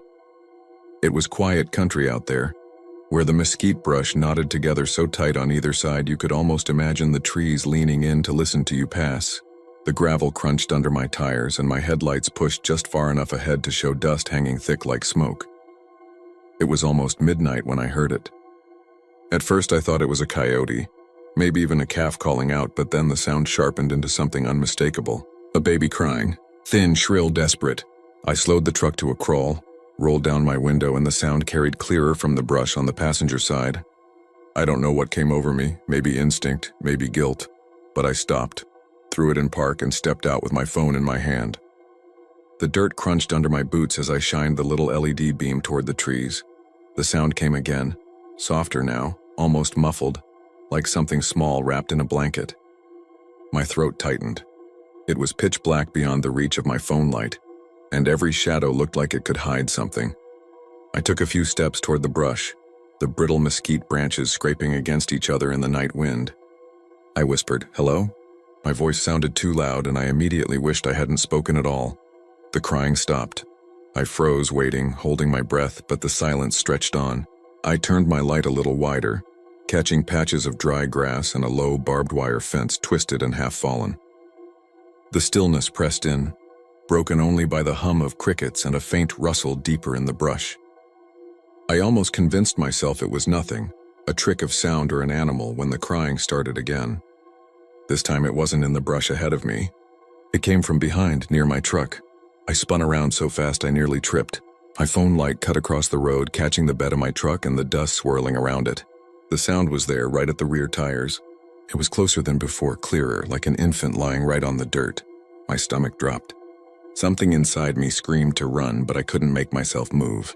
I kept my light fixed on the truck, and the crying grew louder, sharper, as though whoever or whatever it was wanted me to come closer. I took a single step back toward the driver's door, and the sound cut off in an instant. Nothing but silence and the faint ticking of my cooling engine. I waited, frozen, heart pounding so hard it hurt. Then I heard another sound, not crying, not human at all. It was the low rasp of breathing right against the tailgate, steady and heavy, as if something crouched there waiting for me to peer around. That was enough. I bolted for the driver's side, yanked the door open, and threw myself in. My hands shook as I jammed the key and the engine roared to life. I slammed the gear shift and tore off, gravel spitting out behind me. My headlights carved a narrow tunnel through the dark road, and I gripped the wheel so hard my knuckles ached. I didn't look back. Not once. Even when I hit the paved road and sped toward Uvalde, I swore I could still hear it faintly, carried on the hot night air, that same shrill crying trailing me down the highway. I never took that ranch road again, and to this day I won't stop on a back road at night no matter what sound I hear. Because I know what I heard that night wasn't a baby, and whatever it was, it wanted me to step just a little closer, just far enough from the truck where I wouldn't have made it back. And the worst part? Sometimes if I leave my window cracked on quiet nights, I still hear it. A thin, desperate cry drifting just outside the glass, moving from the front of the house to the back. Pausing by the truck I still keep parked under the oak, as if it remembers me, and it's still waiting for me to come look.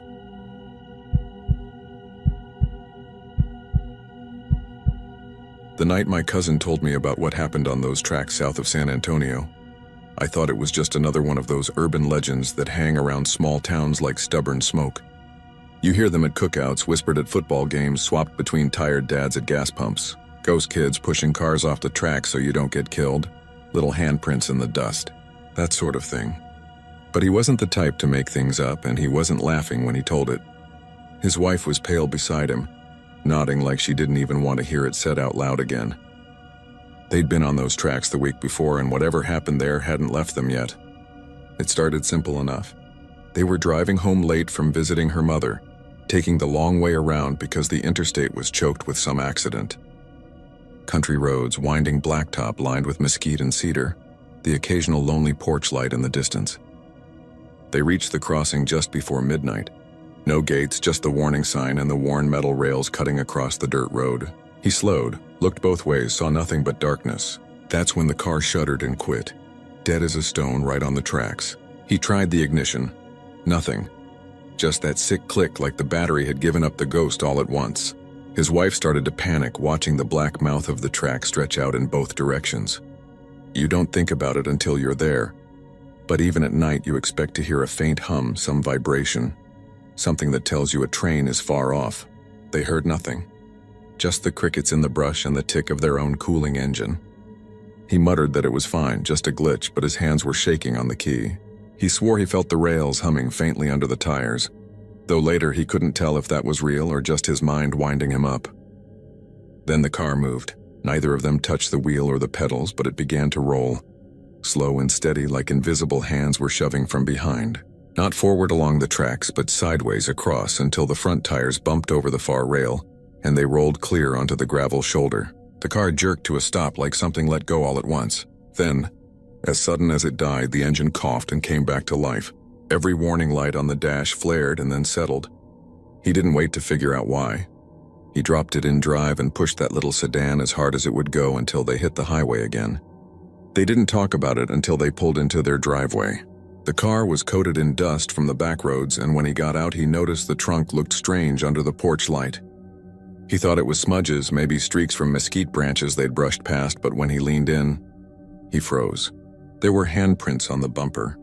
Dozens of them. Not adult-sized, but small child-sized palms and fingers pressed into the dirt like someone had leaned against the car with both hands. Some were so clear you could see the curve of each fingertip. His wife saw it too and just started crying, saying, "No, no, no." He wiped at one and it smeared, leaving a clean streak underneath, but the others were there, fixed and undeniable. He said he didn't sleep that night, just sat in the kitchen with a beer and the back door locked. She wouldn't go near the car again until he washed it clean, and even then she asked him to park it on the street instead of under the carport. They swore it was true, both of them, and the look in their eyes when they told it made me believe more than I wanted to. I drove out there a few weeks later. I couldn't help it. Curiosity's a curse, especially when it's got teeth. The road was hard to find, just south of the city, past where the lights thin out and the air smells like cedar smoke and livestock. I found the crossing easy enough. 2 rusted rails cutting across a lonely dirt track, a patch of gravel on either side, the brush crowding close. I killed my headlights and just sat there with the windows down. The night was still, too still, like the crickets and night birds knew better. I didn't hear a train, not even distant. I sat there long enough to feel stupid. Then I did the one thing I'd promised myself I wouldn't. I rolled forward, slow, until my tires settled onto the rails. The steering wheel buzzed faintly, but it might have been my own pulse rattling through my arms. I cut the engine and waited. The silence was thick, pressing. Sweat beaded at my neck even though the night was cool. And then I heard it. Not a train, but a sound soft as breath. A whispering chorus, high and thin, like kids talking through cupped hands. I couldn't make out words, but I swear it was speech. The air inside the car turned colder, a draft against my ankles, though the windows were shut. My hand went to the key, but it wouldn't turn. Dead. Just that hollow click. My stomach flipped, and that's when I felt the car shift. It rolled. Not fast, not jerky, but with purpose. It slid backward at first, then angled like unseen shoulders were pressed against it. I gripped the wheel, but it wasn't me. I was along for the ride as it bumped across the rails and settled on the far side. And then the key turned under my hand, smooth as butter, and the engine roared back to life. I didn't stay to admire it.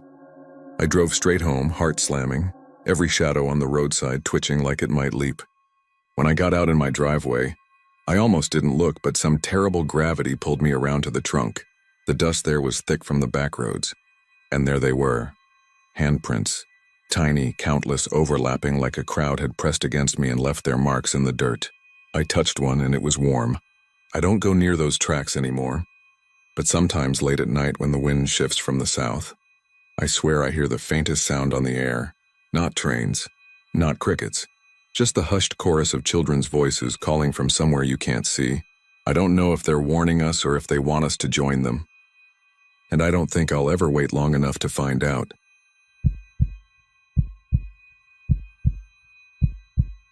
I was heading north on I-35 after dark, that hour when the highway turns into a ribbon of glaze and light, and everyone left on the road is either in a hurry or too stubborn to stop. I am old enough to be stubborn.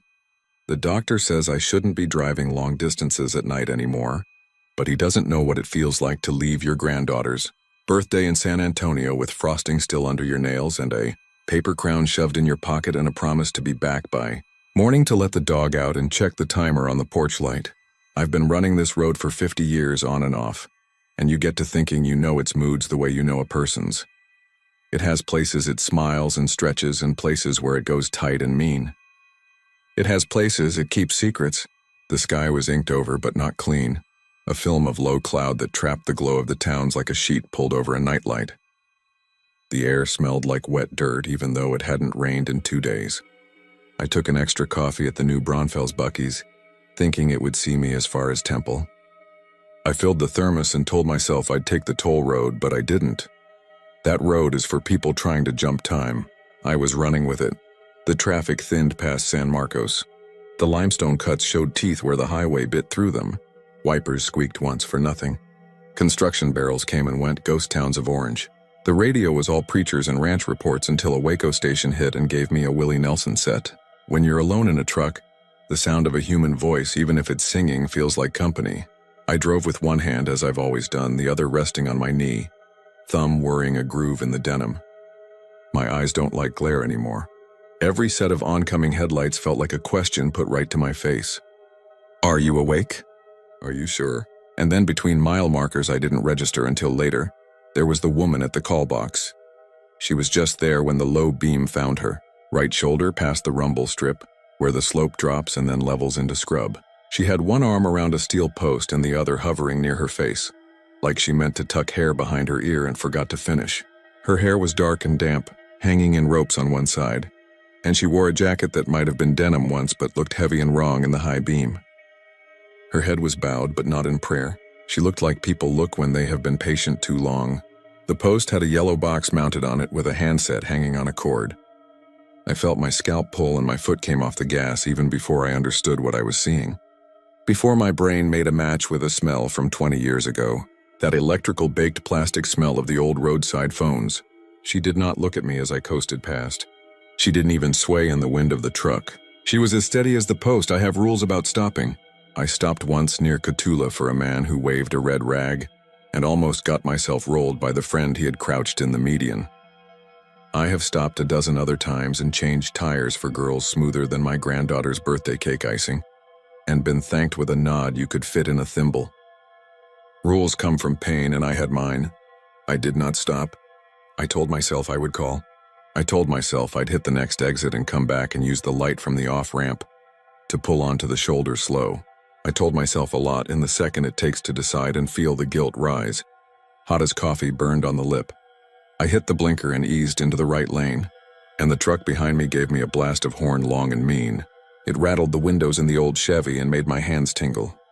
I took the next exit and brought the truck down the loop to the frontage road. I pulled into the shadow of a closed feed store, shut off my lights and dialed the DPS number I keep on a torn card in my glove box.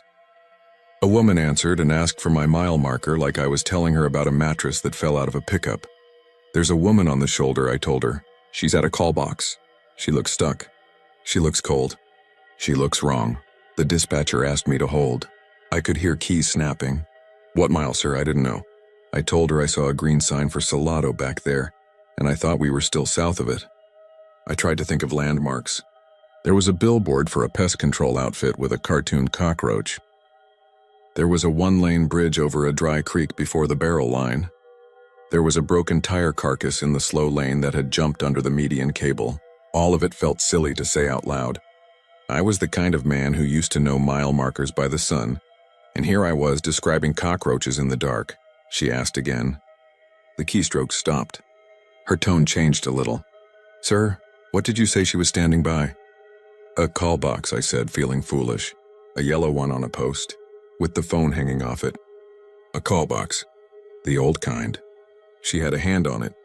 I could see the cord. There was nothing for a beat. Then the dispatcher spoke in a careful way, even calmer. "Those have been removed on that section for about 20 years, sir." "Do you mean a marker post? Do you mean a roadside assistance mile call sign? Are you sure?" I heard the feed store sign squeak in the wind like an old hinge, and I tried to remember that it hadn't rained, that the smell in the air had come from somewhere else. I told her what I saw again. I told her the jacket. I told her the hair. I told her the light did a strange thing when I passed, like the beam bent around her. She said a trooper was in the area and could check, but asked me not to go back onto the shoulder myself. I said I would not. I hung up, and then I put the truck in drive and went back anyway. Because rules keep you alive and then they make you a coward. And the older you get, the more you notice the difference. The turnaround under the highway spit me into a wash of cold air. I took the ramp back south and watched the shoulder like it was going to confess. For a minute I thought I had the wrong stretch. The lights run together up there and the frontage road signs mimic themselves. Every exit a cousin of the last. Then the cut in the limestone came and the same billboard showed its cockroach, and the same wadded truck tire crouched in the cable like black bread. And there she was again in my slow beam, like I'd placed her there and walked away. I slowed and rolled the shoulder, hazard lights clicking like a metronome, the truck vibrating on the rumble strip in a way that made my teeth ache. I pulled in behind where the post should have been, set the brake, turned the wheel toward the ditch the way they teach you in driver's ed, and sat there breathing and not breathing. My window wound down and the air that came in was colder than it should have been. It had a taste to it like pennies. I called out, "Ma'am, you all right? I have a phone, ma'am." Because I know what a man's voice sounds like in the dark to a woman who might be alone. I kept my hands on the sill with the palms up, like I had to show my cards. She did not turn, not even a degree. I could see her breath if I watched the left side of her face where the hair wasn't slicked. Just a soft wisp. The jacket was wrong. It had a stain high on the shoulder like someone had set a hand there and never removed it. I saw the yellow box too, clear as anything, with the little weathered sticker that used to say for roadside assistance and a number scrubbed by sun and time. The handset hung like a pendulum straight down. The plastic had gone dull. The coiled cord looked tight enough to sing. I got out slow, foolish, a man with a coffee thermos and a good belt, who thinks he can bargain with danger because he has survived other forms of it. The highway shook under my boots the way it does when an 18-wheeler flies by and the gap in the wind slaps you. The smell of hot rubber and tar, cicadas out in the cedar. I stepped to where the shoulder crumbles into gravel and felt my ankle tilt and right itself. Up close, she seemed both taller and smaller than she had from the truck. Tall because suffering stretches a body. Small because that jacket had too much fabric for the person inside it.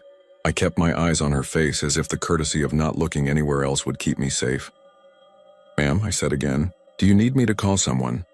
She turned slowly, the way an old hinge moves when you put oil on it and it considers forgiveness. It was not dramatic. When people tell stories later, when they want to frighten an audience, they speed things up. They add shock. The truth is, most of the horror I have seen happens at a human pace. Her face came around 1 degree at a time, and as it did, the hair stuck to it peeled away with a whisper. She had a mouth and eyes and a nose, of course she did. The legend you heard from that boy at work said a woman without a face, but that is not what I saw. I saw a face with its parts set wrong, like somebody looking in a funhouse mirror from the wrong side. The mouth was left where the nose should have been in the first instant. The eyes were both right and not right, too wide apart. Irises rimmed pale as if the light in them had gone sour. The jaw seemed out of place until it clicked, a soft sound, and settled. She blinked once, a long, thoughtful blink. Her lips parted. What came out of her mouth did not match the size of the breath I'd seen. It was thin and sharp, a voice made of the same metal as a pin dropped onto a tile floor. "I can't get anyone to answer," she said. "It eats the quarters." I don't know why that made the hair on my wrist climb. My palm felt like it had been pressed to a block of ice, although I hadn't touched anything yet. I heard another truck's horn, far off and indifferent. I told her I had a phone. I held it up like an offering and saw that my hand shook. Sirens were a long thought in the distance. The dispatcher had sent someone. For a moment, the relief felt like a rope around my chest they might pull. She said he told me to wait and looked at the black seam where the asphalt ended as if expecting something to rise from it. Then she did look at me straight, in a way that made me wish for the funhouse wrongness back. I was not a person to her. I was position and movement and maybe luck. "You have a truck," she said. "Are you going toward Temple?" "Can I call home?" "You can call from my phone," I told her. I stepped in so that I could hand it to her, and for a moment I let my eyes drop to the yellow box because the old reflex took me. When something doesn't match the time it is in, your mind wants to set it right. I wanted to fix it like a crooked picture. The handset, the one that had no business being there, had a smear of something dark on the grip. Not sharp blood, but a dull brown ridge where a thumb had rested long enough to stain. There were letters cut into the plastic with something sharp. It wasn't a name. It was 3 numbers. They meant nothing to me then. I felt the air change. That is not a thing I have said before in this exact way, but it is the truth. It felt like when the refrigerator motor in your kitchen clicks off and for a second you can hear all the other quiet noises you've stopped hearing. A gap opened and shut. I turned back to her and she wasn't where I expected her to be. She was closer. The hand that had been near her face was on my sleeve, but I hadn't felt it reach me. Her fingers were the same temperature as the metal railing of a stock tank in the dead of winter. They didn't squeeze. They sat there with a kind of finality. A truck passed in the fast lane and the draft didn't move her hair. "Ma'am," I said, "please take the phone." Her mouth opened the way it had before, a seam undoing. There was a line of pink at the corner of her lip like she had chewed it in worry so long it had remembered the shape. "Do you know the time?" she asked. "It's a touch past 10, I said. She shook her head slowly like you do when you're disagreeing with a child you love. "It's after," she said. "It's always after." She looked past me at the truck. "Did you call them?" I realized what she meant and yes, came out harsh. "DPS," I said. And the word sounded official enough to glue the moment together. "They're on their way." Her face did something I have no good word for. It didn't brighten, but it ran a small current beneath the skin, like something learned had been confirmed. "He told me they'd come," she said, and looked at the yellow box like it had done her a kindness. We stood like that for a count that might have been 30 seconds, or it might have been a song. The siren's thin thread grew thicker. I kept holding my phone out to her and she kept not taking it and kept her fingers on my sleeve with that awful winter metal calm. Then the siren swelled toward us and, as if the sound itself were a switch, she was gone. It was not a jump or a snap. It was that the space she was in became charged and then clear, like mist burned off a pond by the sun. In her absence, my sleeve felt heavy. I stumbled one step and said her name without knowing it. I said Lacey as if I had always known it, and the name hung in the headlight wash and then went small. A moth burned away. The trooper's cruiser hit the shoulder behind my truck hard enough that the gravel popped against my bumper. He came at me with his palm up and his other hand near his belt like I was about to bolt. He was young enough to make me feel older, and his hat had the stiff look of being new out of the box. He asked if I had called. I said I had. He asked if I was all right. I said yes. He asked what I had seen, and I told him what I have told you, minus the parts about the air and the moth and the name rung out of nowhere. I told him the pieces that fit into report boxes. A woman, jacket, hair, yellow call box. He looked down the shoulder at the post, and something like patience gave up its seat in his face to something like caution. "There's not a call box there," he said, almost kind. "I know," I said before I could stop myself. He squinted at me like he was going to ask me about my medicines. We walked to the post, and all there was to see was an old slab of concrete half covered in silt, with 4 holes threaded by rust. If you know what to look for, you could see where bolts had been. I put my hand out without thinking and touched one of the hole edges. It flaked onto my skin, and under it was metal bright as if the world had just made it. The flake stuck to my finger, and with it came a thin line of old yellow paint, the color of school buses and the boxes they used to put by the road. The trooper saw it. He did not say anything for a beat.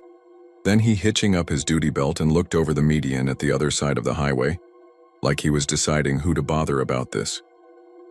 "They pulled the last of those out when my little brother was still in high school," he said finally. "People weren't using them." I said I knew it. He nodded as if that settled it and asked me again about the woman. I tried to tell him she had said it ate the quarters and heard how it sounded. I tried to tell him that I was not the kind of man to call for nothing. His jaw worked. He told me he would do a sweep up and down half a mile to be safe. He told me to get in my truck and lock my doors while he did it. He said it in a tone that made me picture him briefing his wife over dinner, telling her about the old man who spooked himself in the empty slab. The siren wound down. The cruiser rolled forward in slow arcs with its spotlight knifing the scrub. Once the light hit the ditch and scalded a patch of Johnson grass. It looked like the world was on fire for a second. In the truck, with the windows rolled up and the hazard still ticking, I felt that taste in the air again. I set the phone on the dash and rubbed the flake of paint and rust between my thumb and index finger. And for a moment I felt a ridge the way you feel writing when you brush your hand over a tabletop where someone carved initials. The letters for what I had read on the phone grip came back to me. They were 4, 2, and 1. I don't know why 421 stuck and not her face. I braced my arm on the wheel, and it was then that the ring came. A single metallic chirp like a small bell with a throat. Not my phone, not the trooper's radio. A ring that came from too near and too far at once. It came again, one note patient, then a third time. It was the sound of old payphones when you were a kid, when you would lift the receiver and press it to your ear to hear the world talk to itself. I told myself it was the trooper's unit, and I believed that for 3 seconds. It rang again. It rang, and in the ring I heard something like the wind on a wire. I reached for my phone, but the screen was dark, and it stayed dark when I tapped it. The ring came a 5th time. Then it stopped. The absence was a relief so big it made me lightheaded. The trooper pulled back up and set the brake and leaned into my window. "Nothing," he said. "No footprints. No stalled car. You see anything else, you call back?" "There was a woman killed up this way in 05. "It happens." His eyes slid away a little, like he didn't want to have said it, like he had cracked a jar in his hands and couldn't decide whether to throw it out. I said, "What was her name?" He looked at me and then down at the slab. He reached with the tip of his boot and nudged a pebble off it like you might tip a beetle with the toe of your shoe to see if it will right itself. He said he didn't remember. He said there had been a lawsuit because the call box hadn't worked, which, as I think of it, would mean there had been one there then. So his telling didn't love his authority, but I didn't point it out. He told me to take care and don't pull onto the shoulder unless I had to. He went back to his unit. The red-blue smeared away north. I made it as far as the check stop in west before I had to sit somewhere not inside my own head. The neon was half burned out. The case still had poppy seed and apricot and sausage and cheese, the air holding grease and sugar together like an old couple who still hold hands. A woman behind the counter with a braid-like rope poured me coffee I didn't need and gave me a kolache even though I'd said I'd pass. "You look like you've seen a long road," she said. I told her I had, and then I told her too much of it. The way strangers do at that hour when there's no line and the floor is mopped, when the television in the corner shows weather nobody watches. She nodded at all the right places. When I got to the part about the box, she stopped nodding and looked at my hands. "You touched it," she said, and I said I had. She made a small motion of crossing herself but changed her mind halfway. "There's a roadside altar up that way that keeps getting pulled down," she said. "People bring quarters and leave them. There's a boy at the high school who takes them. He says the money is owed to the living." She refilled my cup without asking. "Don't drive tired," she added, as if it would tuck around me like a blanket. In the bathroom, under the buzzing fluorescent, I saw that my sleeve, the place where her fingers had sat, had a smudge like charcoal applied by careful hands. It was 4 narrow half-moons in a row. When I rubbed them, they did not smear. When I washed my hands, the flake of paint dissolved like sugar. Under it, my finger was scored by the edge of the bolt hole, and a thin line of blood had dried there and printed itself onto my palm if I held it a certain way. I saw the numbers again as if I'd typed them. For the rest of the drive was a kind of waking sleep. The highway north of Waco at night has a way of making men reconsider decisions they were sure about at noon. I watched the white lines wash under me and thought about the quarter I kept in the ashtray for toll bridges that don't take them anymore. I thought about all the old things this state throws away when it gets new ones. I thought about accidents and who got blamed. Sometime after Hillsborough, my phone buzzed to life without my telling it, and lit the cab with a blue too soft for emergency. "Missed call," it said. "Unknown." The timestamp was the minute the ring had come to me in the truck by the slab. I clicked the number to see it, and it showed 512-555-0421, which is nobody's real number. Not a complete one. Not the way they come to you when they come from the living. I switched it to airplane mode and then back like a man trying to lay hands on a misbehaving radio. When it rang again, it did it without ceremony. It rang one time. It asked nothing of me. I let it. My dog greeted me at the door like a million small trucks, nails clicking, breath sweet with sleep.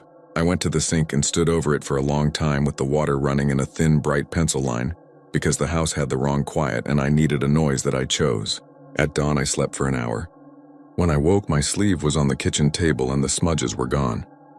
On the table where my elbow would have rested was a damp ring on the wood in the shape of a small perfect circle the size of a quarter. You could tell me I dreamed. I am old enough that I'd let you. I did not tell my daughter, because she is better at worrying than I am. I went about the day. The mail had nothing in it but a bill for the propane and a coupon for brake pads. The sun was high and mean. In the afternoon, I took the truck to my friend Hector's to let him listen to a rattle in the passenger door. He says is a loose clip, and I say is something different. While he had the door apart, I cleaned out the glove box. I found the torn card with the DPS number, and I found, pressed under the owner's manual I should probably have read instead of pretending I know the truck better than it knows itself, a coin wrapped in a page from a church bulletin. The bulletin was browned along the edges but not brittle. The coin was a Texas quarter, 2004, the kind they made special with the star and the rope.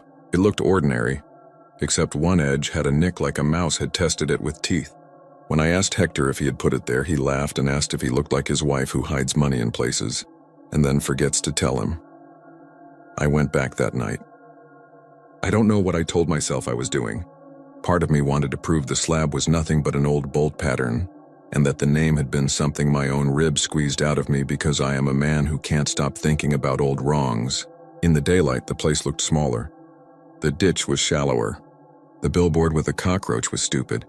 The grass had a purplish seed head on it that made the wind look like the back of some huge animal breathing.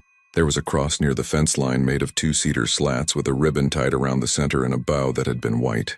The ribbon had letters printed on it that the sun had chased away. There were quarters in the dirt at its base, not stacked but scattered, as if a hand had fumbled them and left the scatter shape intact. I took one up and the clay clung to it like it wanted to keep it. It was not the same date as the one in my glove box. The quarter I had brought felt warm in my shirt pocket. I had an idea then, and it felt foolish and respectful at once. I pressed the 2004 quarter into the dirt near the cedar cross and worked it into the earth with the heel of my hand. As I did, I felt the ground change temperature beneath the skin of my palm. It got cold the way a river gets cold in the shade. Something under there had a hold to it like strong twine. I took my hand away and there was a perfect circle pressed in the dirt, and my palm had that circle printed in dust on it. In the center of my palm, etched as if the grit itself had settled in the lines of my skin, were the numbers 421. I did not sleep right after that. I kept thinking I heard the ring, and then I realized I was hearing the ice maker in the new fridge the kids had insisted I buy. I kept going to the window and expecting to see someone on the curb under the streetlight, a figure in a heavy jacket standing with her weight on one foot, head tilted.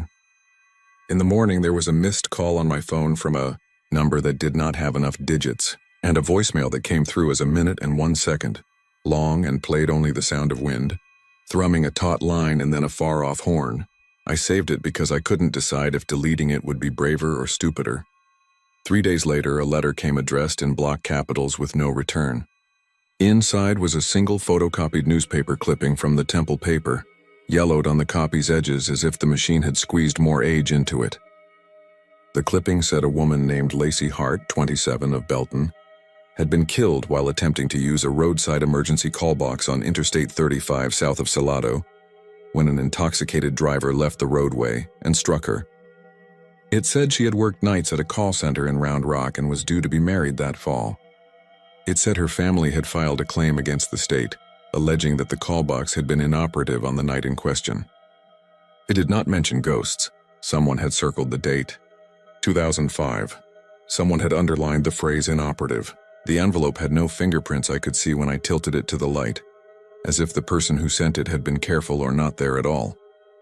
You will say this is where I should have stopped, where the story has its shape and the lesson clicks into place. You will say I should let the dead be and let the living hold their quarters wherever they want. I tried. I made myself a small life with a bigger front porch. I watched a lot of local news. He pet the dog. The ring did not come every night. It came sometimes. When it came once. The weight of the single ring changed the weight of the room. It would come from the garage when I was in the kitchen, from the kitchen when I was in the garage. Once it came when I was in my truck and I looked around for the source and saw, in the glass of the passenger window, the outline of the yellow box mapped onto the reflection of my yard, as if someone had put a transparency over the world.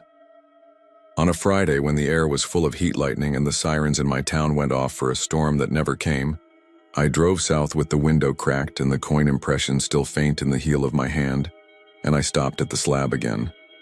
There were fewer quarters at the cross, which means someone else besides me had been there. I set the quarter I had kept in my glove box down and said out loud, without planning to, "It's paid." I said it the way you tell a cashier when they can't get the register to open. I said it the way you tell a child who wants to take money from your wallet for the ice cream man on the theory that your debt to a dairy truck can be measured in nickels. The wind made the ribbon move. The sound of the highway came in waves. And from somewhere that was not the box, because there was no box, came the sound of a dial tone, faint and flat, so far off that I might have mistaken it for cicadas if I were a different man. It lasted the length of a breath you take to calm yourself, and then it was gone. In its place, nothing. Not the comfort of nothing. The shape of nothing cut to the size of a person. I stood up so fast my knee barked. I went to the truck and shut the door too hard, and the clip Hector had warned me about let go, and something inside the passenger door thunked. I sat there with my hands gripping the wheel, and the thought rolled through me like an empty freight car. You meant to help, and you did not. You meant to help, and you did not. The dog cannot decide if the porch light is on the right timer. The coin will not stay where you put it. The night has a pace of its own. I turned the key and the engine caught like a cough. The radio, which I had left off, came on by itself and gave me not Willie this time, but a traffic report from a station out of Austin. The woman's voice said there was a disabled vehicle on I-35 southbound near mile marker 421, and drivers should expect a delay. She said 421 with a crispness that made it almost pleasant to hear. The thing is, there are not that many markers in that exact stretch. I don't know if you can force a coincidence to sit still long enough to pad it. I drove home the back way, took old farm roads that curved in slow arguments with the creeks and the low hills. Roads that barely knew the interstate existed. The stars hid. The house greeted me with the smell of its own shape. I hung my keys where I always hang them and put my phone face down on the counter and let the dog out and listened to him conduct a survey of the yard. The ring came from the far side of the garage door. One note, patient, polite as a doorbell. I opened the door and looked into the half-dark of a space where a man keeps relics. I saw the mower and the rake and the pegboard with a line drawn around a wrench I haven't had in 10 years. I saw the shelf where the flashlight should be. I saw a coil of wire I swear I have never owned. The ring didn't come again, and that was worse. There is a courage you can summon against a thing that presses its advantage. Against a thing that knows how not to need. I have nothing good to offer. You want me to tell you I got rid of the quarter? You want me to say I went down there one last time and dug up everything and said a prayer, and that now there is a line of salt in front of my door, and my phone doesn't ring? I did go back. I did dig. I did not find what I put. The clay had been turned by something that does not care about the neatness of a man's guilt. There were other quarters, yes. There was a smear of old glue on the slab where a sign had once been. There were tire marks in a pattern I couldn't easily explain that ended where the grass hadn't flattened. There were boot prints, mine and the trooper's, and someone else's, small and narrow. When I finally gave up and stood with my hands on my hips and my mouth hanging open like a man who had forgotten how to close it, I heard a small voice behind me ask whether the phone worked today. I turned, and of course there was no one. I said yes, to the shoulder and the wind and the invisible air. I said it works fine. I said help is coming. I said it like a promise because once, a long time ago, I made a promise to a man who had laid a hand on my chest in a hospital room and told me to see it through. And I couldn't then. And so I am doing it now with whatever ridiculous things the dark will offer me to fix. Last week, my granddaughter called to thank me for the dollhouse we built out of a shipping crate and a lot of patience and the kind of hand tools that mostly stay in the garage and only remember they are useful when you make them. I told her she was welcome and that we would paint the little porch when I came down again, and that the dog says hello and that her grandpa might be a little late because the road sometimes wants to talk. She said I-35 is scary even in the daytime, and I said yes and left it there. After we hung up, the phone stayed warm in my hand. Warmer than a thing should be that is made of glass and a battery. I set it on the table and it rang one time, smiling at me with a number that did not make up a place on any map. I answered. I don't know why I did, except I have learned that there are costs to ignoring the world and costs to engaging with it, and you only get to pay one of them at a time. I said hello, and for a second there was only that wind-on-wire sound and something like a breath in the seam. Then a voice that was not the dispatcher's. And not the troopers and not the clerk in Wests and not my granddaughters and not the old wrong of my own memory said my name and said it twice as if to make sure she had the right man. She said she'd been waiting. She said she had tried to pay and it wouldn't take it. She said I told him I could see the lights and then they were everywhere. And then they were nowhere. She said, "Do you see me?" She said, "Can you stay with me until they come?" I said yes. I said it like I was in a church and like I was under a truck and like I was in a high school gym. With my head leaned against the cool of the bleachers, I sat at my kitchen table with the dog's collar tags tick, tick, ticking as he shifted on the floor, and I told her the shape of my house and the color of the porch and the way the live oak out front holds its leaves even when the rest of the world lets go. I told her the names of the exits in order. I told her how the song on the radio had been Willie on a good night when the highway had the decency to hum in tune. I told her I could see the troopers' lights bending toward us. I told her to keep talking. I told her to put the phone to her ear and tell me the number posted inside the door. She said 421 in a whisper that was almost a laugh, and then there was a sound that the world makes when a great heavy thing goes light at once, and I let the phone hang there in my hand without ending the call because you do not want to be the person who hangs up first. The line went as quiet as a field under snow I have never seen here, and when it broke it made no noise at all. In the morning I will drive down there and look at a chunk of concrete that remembers bolts. Or I will not. In the morning I will pour coffee and watch the street and swear I can tell when the mailman is coming by, the way the sun drifts across the neighbor's truck. Or I will be a fool about it and wait by the door. I will not tell you whether the ring still comes. That is not a piece of knowledge that helps anyone. I will tell you that sometimes as I am drifting under the bridge into town, I glance at the pale concrete panels and for a split second I see, under the gray graffitied names and the shadow of the steel, a stippled outline of a box with a handset and the faint rub of letters where someone pressed her thumb for a very long time. I will tell you that when I pass, the reflection of my old Chevy rides in the panel, and for the length of a blink I am not alone in the cab. The air goes cold and polite and the wind on the wire starts its whisper. And behind it I hear a dispatcher with a voice like patience say, "There's no call box there, sir."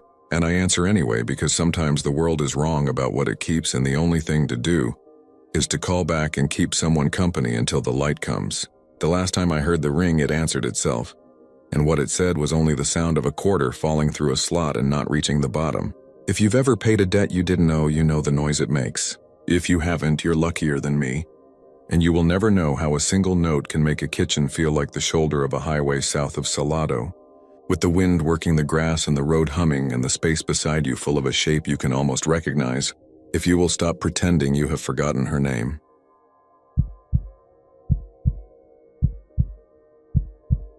The man at the counter had the kind of face you remember because you've seen it 100 different ways across Texas. Plain, sanded, sun-spotched.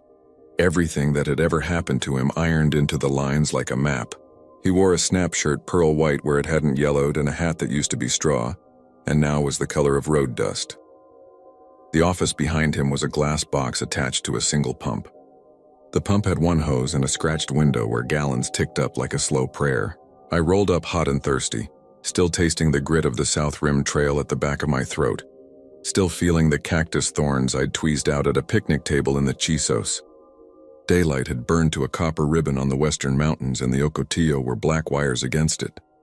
The sign over the door read Mini Mart even though there was no mart, just a counter, a glass case with honey buns, and a rack that said postcards where there were no postcards at all.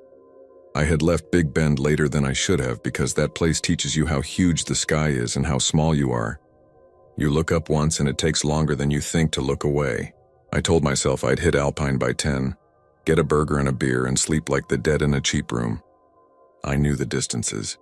26 miles to Terlingua, another 80 to Alpine if I stayed with 118. If I felt bold, I could go the river road to Presidio, but they warn you about that stretch at night and my phone had given up on signal hours ago. The dashboard compass pointed north and the temperature read a lie as the heat still breathing out of the asphalt curled up through the floorboards. The old man stepped out with a slow gait that made me think about barn cats and the way they keep themselves balanced. He asked me if I wanted to fill or just get enough to clear the park. His voice had the soft rasp of a radio left on low. I said fill and popped the cap. The pump coughed once in a way that told me it had been asleep a long time. Then the numbers began to flip and the hose shivered in his hand. Wind slid across the scrub and brought me that smell that is only West Texas at evening. Creosote crushed under something's paw. Heat leaking from rock, a thread of cattle somewhere you can't see. Everything else was silence except the soft metal song of the pump. I could see the mountains like sleeping. Whales on the horizon with a cloud snagged over one of them in a way that made me think of breath. He finished and squeezed out a last measured gulp like a man who has learned to save a few drops for tomorrow.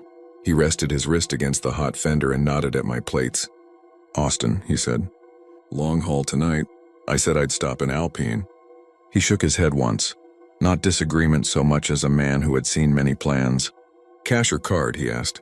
I handed him a couple of 20s and he thumbed them smooth, tucking one under the other with a short practiced motion that said he still expected counterfeits even here at the end of everything. He slid a receipt toward me. The paper was the thin beige kind that comes off in your fingers. I folded it and stuck it in my wallet without looking. He watched my hands like that motion mattered. Then he said the thing I only heard because the wind went still for half a breath, and the night leaned in.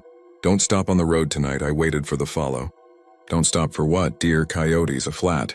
I looked up and his eyes were not unkind, but they were the color of a dried riverbed, all the water under the rock. He didn't blink. "You'll want to," he said. "You'll think you have to, but don't. If you make Alpine, make the gauge in Marathon, you can decide tomorrow how much of this you still believe." He put the change in my hand with coins that felt heavier than they should have and closed my fingers over them like a grandfather might. I could feel the ridges. It struck me then what was off in a way I wasn't yet willing to name. The pump, the register, his shirt, the sun-faded quick-read display under the office window. All of it seemed a step to the left of the world I had driven out of. The light over the pump hummed with that old ballast buzz I hadn't heard since a high school gym, and I could smell gasoline that smelled like real gasoline, like when I was small and my father let me sniff the red can while he mowed. I told him I appreciated the advice. He nodded once like we both understood that advice is a bird that flies only if you let it. I got in the car. I looked up. He was already back inside counting something in the drawer. The light made a yellow square around him. My pointer finger floated over the hazard switch for reasons I only felt and didn't think. I pulled away. By the time the desert took the last color out of the world, the station was a square of light behind me, and then it was not. The first miles felt good. Fresh gas, a cool drink I'd been saving from Panther Junction. The seat adjusted to my back. The road shoulders were clean and the reflectors popped white and steady like little eyes. I put on a playlist and got a minute and a half of song before it strangled into static. I scanned radio and got one station, some ranchera accordion from across the river. The announcer smiling in Spanish about something I wanted to understand if only to have a voice to ride with. Then that faded and I had wind and engine and the hard-earned quiet of a day spent moving your body in the heat. I always feel virtuous leaving a trailhead with everything I carried out. It felt like an oath that might carry into the night. Then the road began to seem longer than I had paid for. West Texas has a way of stretching, but this was different. The mile marker said Alpine was less far than it felt. The odometer said I was devouring distance. The world outside the windows did not agree. The same squat hill with the rock outcrop came and went and came again. The same black cow in the same posture under the same hackberry. I saw the same road sign twice without passing another. No services next 80 miles. I told myself there are two signs like that because men who have not heeded the first need a second. 20 minutes later, I came around a long curve and the world went red at the edges. There was a truck angled on the shoulder, front end down in the bar ditch. Its hazards winked faint and blood-colored. There were reflective triangles sitting proper and by the book 10 yards back, 10 more, 10 more. The hood was cocked, steam or dust or something like breath coming out from under it. A woman stood near the rear bumper with her hands on her hips and her face turned toward the desert. I had the feeling of a trap the way you have the feeling of a summer storm before you see the lightning. "Don't stop on the road tonight," the old man had said, and everything in me that had ever been decent flinched at the memory. I slowed. My hand was already reaching to click on the hazards. The woman turned. Her hair hung in a long, dark braid over one shoulder. She raised an arm not quite high enough to be a wave. Palm lifted in a way that was almost hello, almost stop. Her face in the wash of my low beams looked too smooth, as if someone had painted on features with a careful brush and then wiped them gently away. When I dropped to 20, The truck sank another inch into the ditch. The triangles were too clean. The dust in the air did not move. My foot found the gas hard before my mind did. The car leaped like an animal goaded. The woman did not step back. She watched me pass the way you watch a hawk that will not come down. As my taillights left her, I saw that the hazard lights on the truck were not flashing but winking in a pattern that was wrong. The way a heartbeat monitor goes wrong and you know someone is leaving. I drove with my teeth clenched until the steering wheel felt damp under my hands. When I looked up in the mirror, the truck was no longer there. The triangles were not there. The road behind me was in absence. I told myself I was tired. I told myself I was seeing the world through a body that had used up its daytime and was eating its night. I told myself to drink water and rolled it around my mouth and swallowed slowly. My phone on the seat gave me nothing but a blank corner where bars should be. I set it to airplane like a man tucking a child into bed to stop it from worrying me. There is a light sometimes you see in the desert that isn't anything you can point at on a map. I have seen it out near Marfa like baubles on a string that someone keeps pulling away. I have seen it over cattle ponds that are nothing but tin saucers. I saw it that night, but it was in front of me, low to the ground, weaving. At first I thought it was a bicycle with a headlamp. Then it was two lights and I said motorcycle. Then there were four, far apart and high, and I said a truck cresting a rise that never arrived. I reached for the dimmer because I live polite and also because my father taught me to be a man who dims his lights for approaching drivers. And then I realized the lights were not approaching. They were holding a distance from me the way a dog keeps its exact remove when it doesn't trust you yet. I left my high beams up and watched. The lights stayed. Then they fell back. I checked the speed and I hadn't changed it. I touched the brakes for 1 second and the lights slid forward to hold their place perfectly. I felt the hair on my arms rise like prairie grass in a wind you cannot smell. I drove. The map in my head said I should see the turnoff toward the basin if I had drifted. The dark prickling of cottonwoods where water hides. The little green sign that always looks like an answer. I saw only road. What I felt more than saw was a low-grade vibration in the car that had nothing to do with the engine. It climbed through the floorboard in a way that was almost music. I turned the radio dial again because men do. Foolish things to feel less alone, and got a station playing a commercial for a farm supply store in a voice that sounded like it had been recorded in 1974. The prices were wrong. Feed was too cheap. The address was a place that burned down before I was born. Then the song came back, a steel guitar crying long and clean, and then the voice again. Don't stop on the road tonight. It wasn't my old man. It wasn't a DJ. It was the same sentence and the same cadence laid over everything. I reached out with my finger and spun the knob until the plastic plate underneath clicked and blacked out. I could still hear it the way you can still hear your name in a crowd after you know no one is calling. I passed a rest area. It was one of those caliche pullouts with a concrete table and a trash barrel chained to a post. The table had a canopy like a metal hat. There was a historical marker with a little star. I have never not stopped at those signs. I live for the story of a place. My brakes pulsed under my foot as if they had read my habit and meant to obey it. I kept going. It felt like the weakest kind of courage. After that, there was a spell where the stars were so thick. They seemed to fall into the road and the road seemed to float up to meet them, and I couldn't tell which way I was being pulled. That was when the jackrabbit hit. At least that's what I told myself. There was a rapid beating blur in the headlights, and then a thud against the front bumper that was soft and then not soft at all. I had the reflex to brake and pulled my ankle up like it had been slapped. The car fishtailed shallow and then straightened. The rear view showed nothing but black and the small red lacings of stars near the horizon. The smell that came through the vents was meat and dust. I rolled the windows down, then up. My hands shook in small economical tremors that didn't interfere with steering, but told me what my body thought of my choices, adding, some point I realized I had been following a set of taillights for a long time, without seeing the car they belonged to or the glow of exhaust or the moving shadow of a chassis over dips. They were just there. When I sped up, they gave me a little. When I slowed, they eased back like sheep that know exactly how fast a dog can run. I thought about tapping the horn, but the idea of making that much human noise felt like handing over a business card to something you don't want to know your name.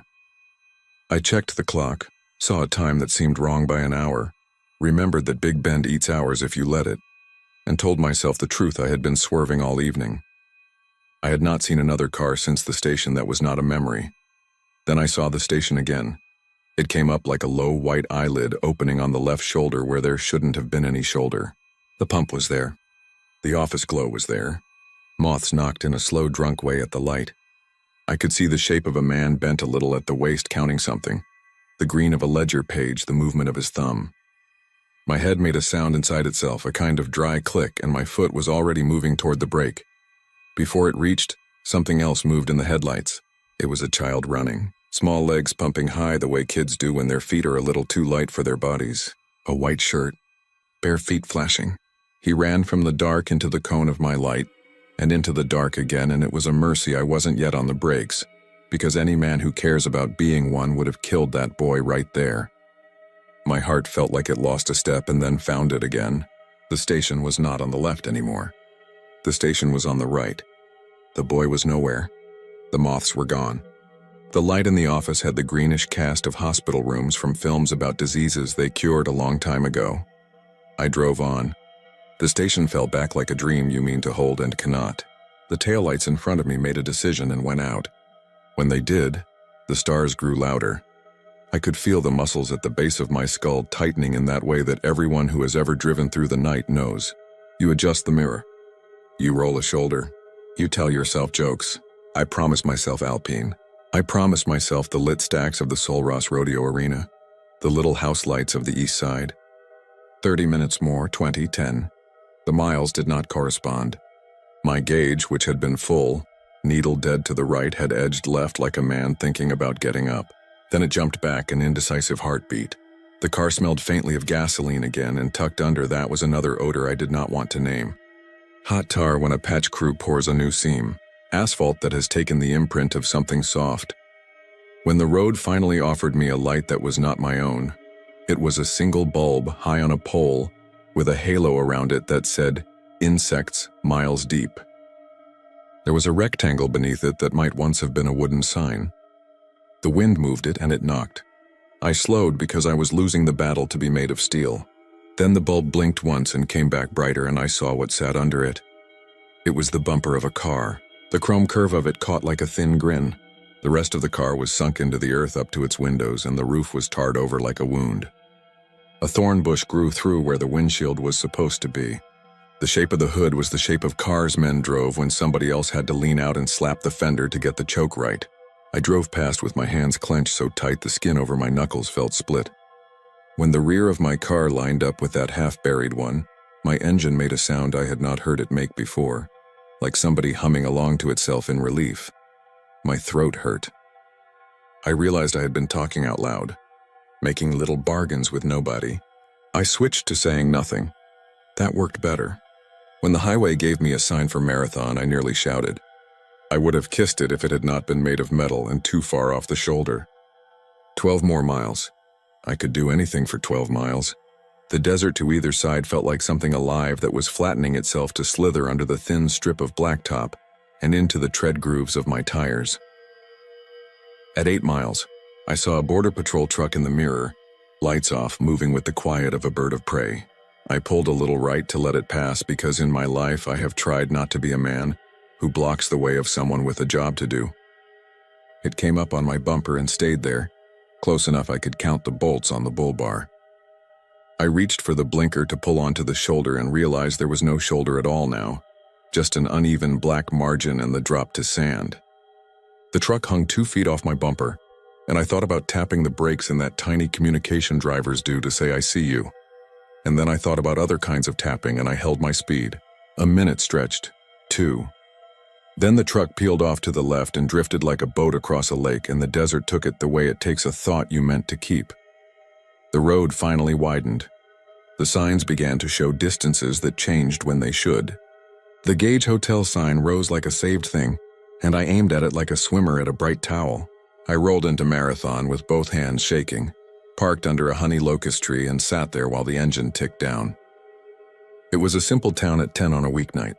1 car on the main street. A pale dog trotting like he owned it. The air smelled like dust and sage and the first thin cool of elevation. The relief that hit me made me tired enough to drop my head to the wheel. I caught myself and laughed because everything in me felt wired and stupid. When I stood up, my legs were rivers. In the light from the hotel porch, I could see the dust the road had laid on my car. You always think your vehicle is cleaner than it is until an honest town shows you. I raised my hand to swipe a patch because I wanted the quick satisfaction of proof that I had been somewhere and that I had left something behind. My fingers came away black. Not dust, something tackier. It smelled like roof tar and like something sweet that had died. I leaned closer and saw where my hand had wiped through. The print left behind was mine. Beside it and over it and around it were dozens of prints that were not. They weren't a child's and they weren't a man's. They were something in between. The palms were long and the fingers short. The digits ended blunt and some had tiny crescents at the ends, as if the world had given them small knives in place of nails and then dulled them with use. The pattern they made was directional. They pointed forward first, as if they had pushed where my car would not go, and then they arced backward toward my rear tires as if they had held me back from braking. There were streaks slanting down the trunk where it looked like those odd hands had slid. I felt something in my stomach fold and then stand up straight and look around. Inside the lobby, a woman with white hair and black glasses looked up from a book and gave me the kind of smile that belongs to people who live where the night is long. "You made good time," she said, and slid the register toward me. Marathon has that way of treating everyone like an old neighbor because out there you are, or you are not. I signed my name in a long-practiced loop. She asked where I'd come from and I said the park. "You should have left earlier," she said, not unkindly. I said I'd had a hard time leaving.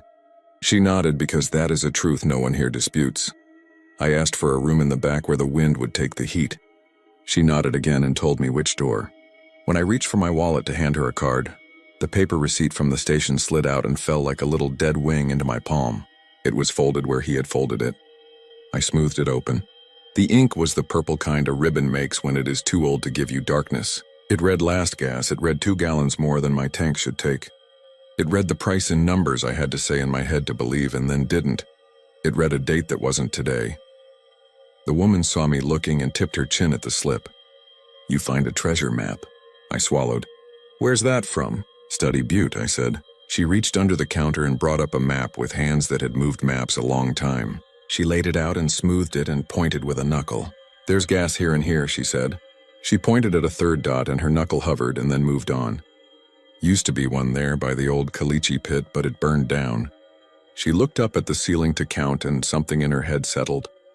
"In '82, she said. "Folks said lightning set it off, but lightning doesn't set a tank off like that."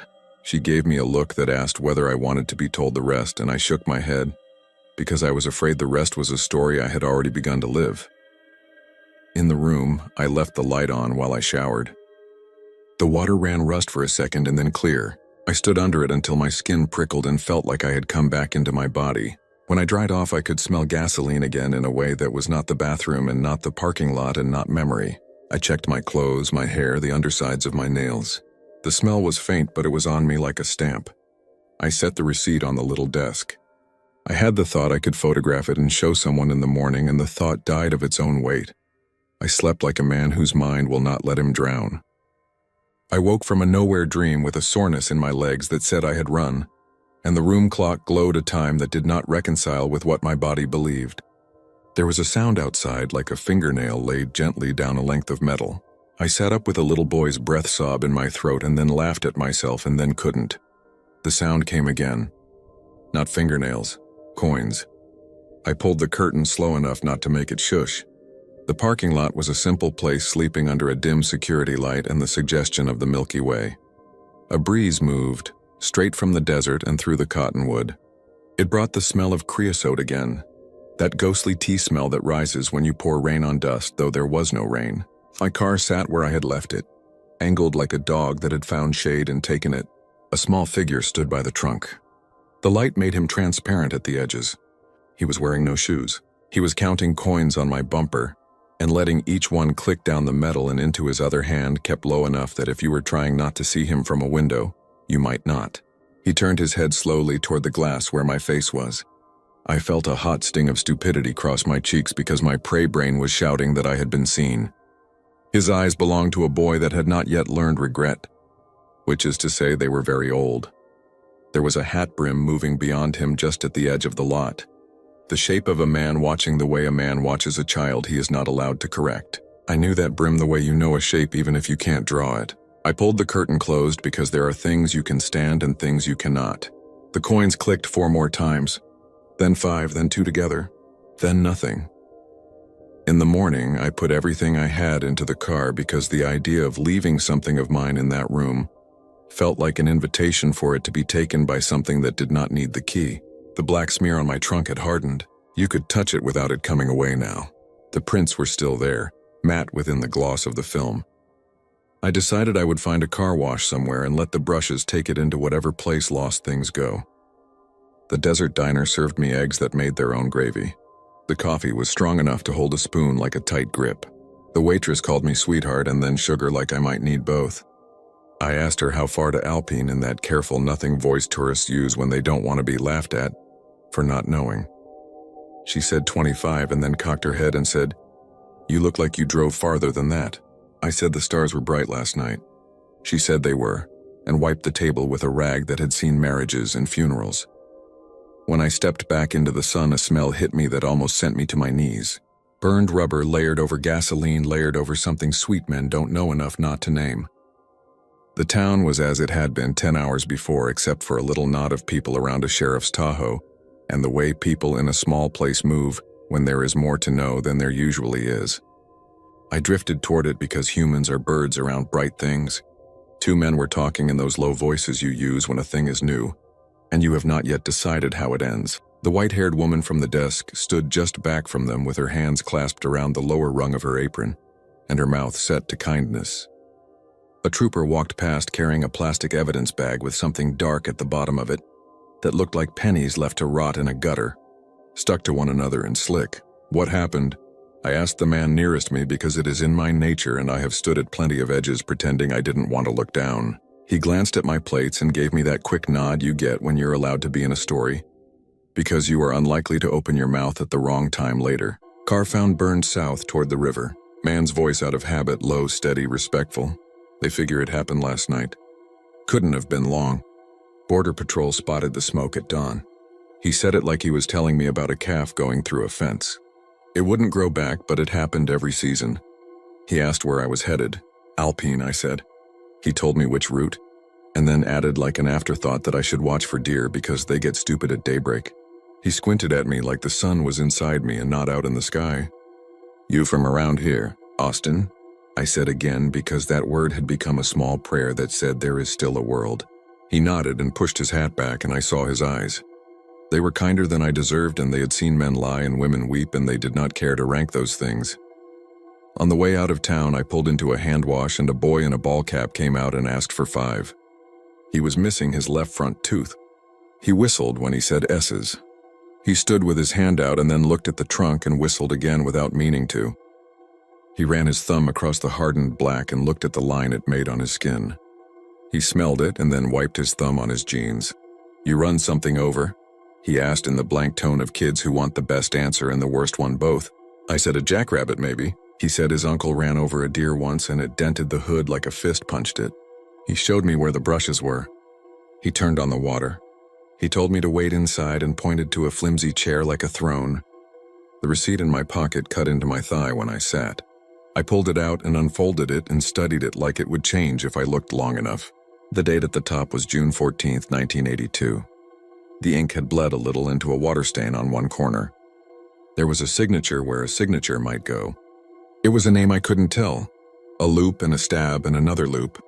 And then the words "thank you" written neat under it like someone had practiced once a day for a week and then never stopped. The boy sprayed the trunk and the black held. He hit it with soap and a brush and the black looked like it was not there and not there. He put more shoulder into it and gave me a quick glance to ask if I was the kind of man who would get mad about paint. I shook my head. He scrubbed until his breath came short and then he stopped and the prints were still there but fainter. "You want me to keep at it?" he asked. I said that was good. He stared at his work like it belonged to the desert more than to me. He said you should get off early tonight. I agreed without remembering what early meant anymore. When I rolled back onto 90, the road felt friendly in the way roads do when they hold a line of towns like beads. Marathon to Alpine to Marfa is a string men live their lives on.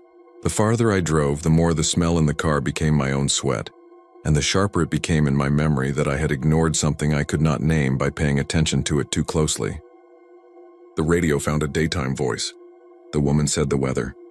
She said the word ridge the way you say somebody's name you love, and she said the high would be a reasonable number, and she said air quality like it mattered to anyone here. I drove. I did not stop at the overlook. I did not slow for the jerk of red birds across the fence lines. I did not count the black shapes of vultures on a caliche mound the way I always do. I thought about the boy with the coins under my window. The rhythm of his count. The old man's thumb. The station that had been and had not. The way the triangles had been put out just right, and how nobody in the history of this road had ever been that by the book. Somewhere outside Alpine, I put my hand on my thigh and found the weight there again. The change the man had pressed into me the night before. I opened my fingers. There were 3 quarters and a dime. The quarters were each older than I am. One had the eagle that looked like it might fly away with the world in its claws. The dime had a face you don't see much anymore unless you pay attention. The quarters were bright where his thumb had run. The dime was dull except for one tiny notch of shine at the edge where something harder had bitten it. They were heavier than they should have been because they had been carried through years. I closed my hand again because I had the sudden feeling I might drop them into the car well and never get them back. I told myself I'd look for the station again in daylight, that I'd turn back down toward Study Butte and scan every caliche spur and creosote flat for a square of glass boxes and a single pump with its numbers clicking. I said I would be the man who goes back with thank you and questions and the decency to let the old man decide which one he wanted.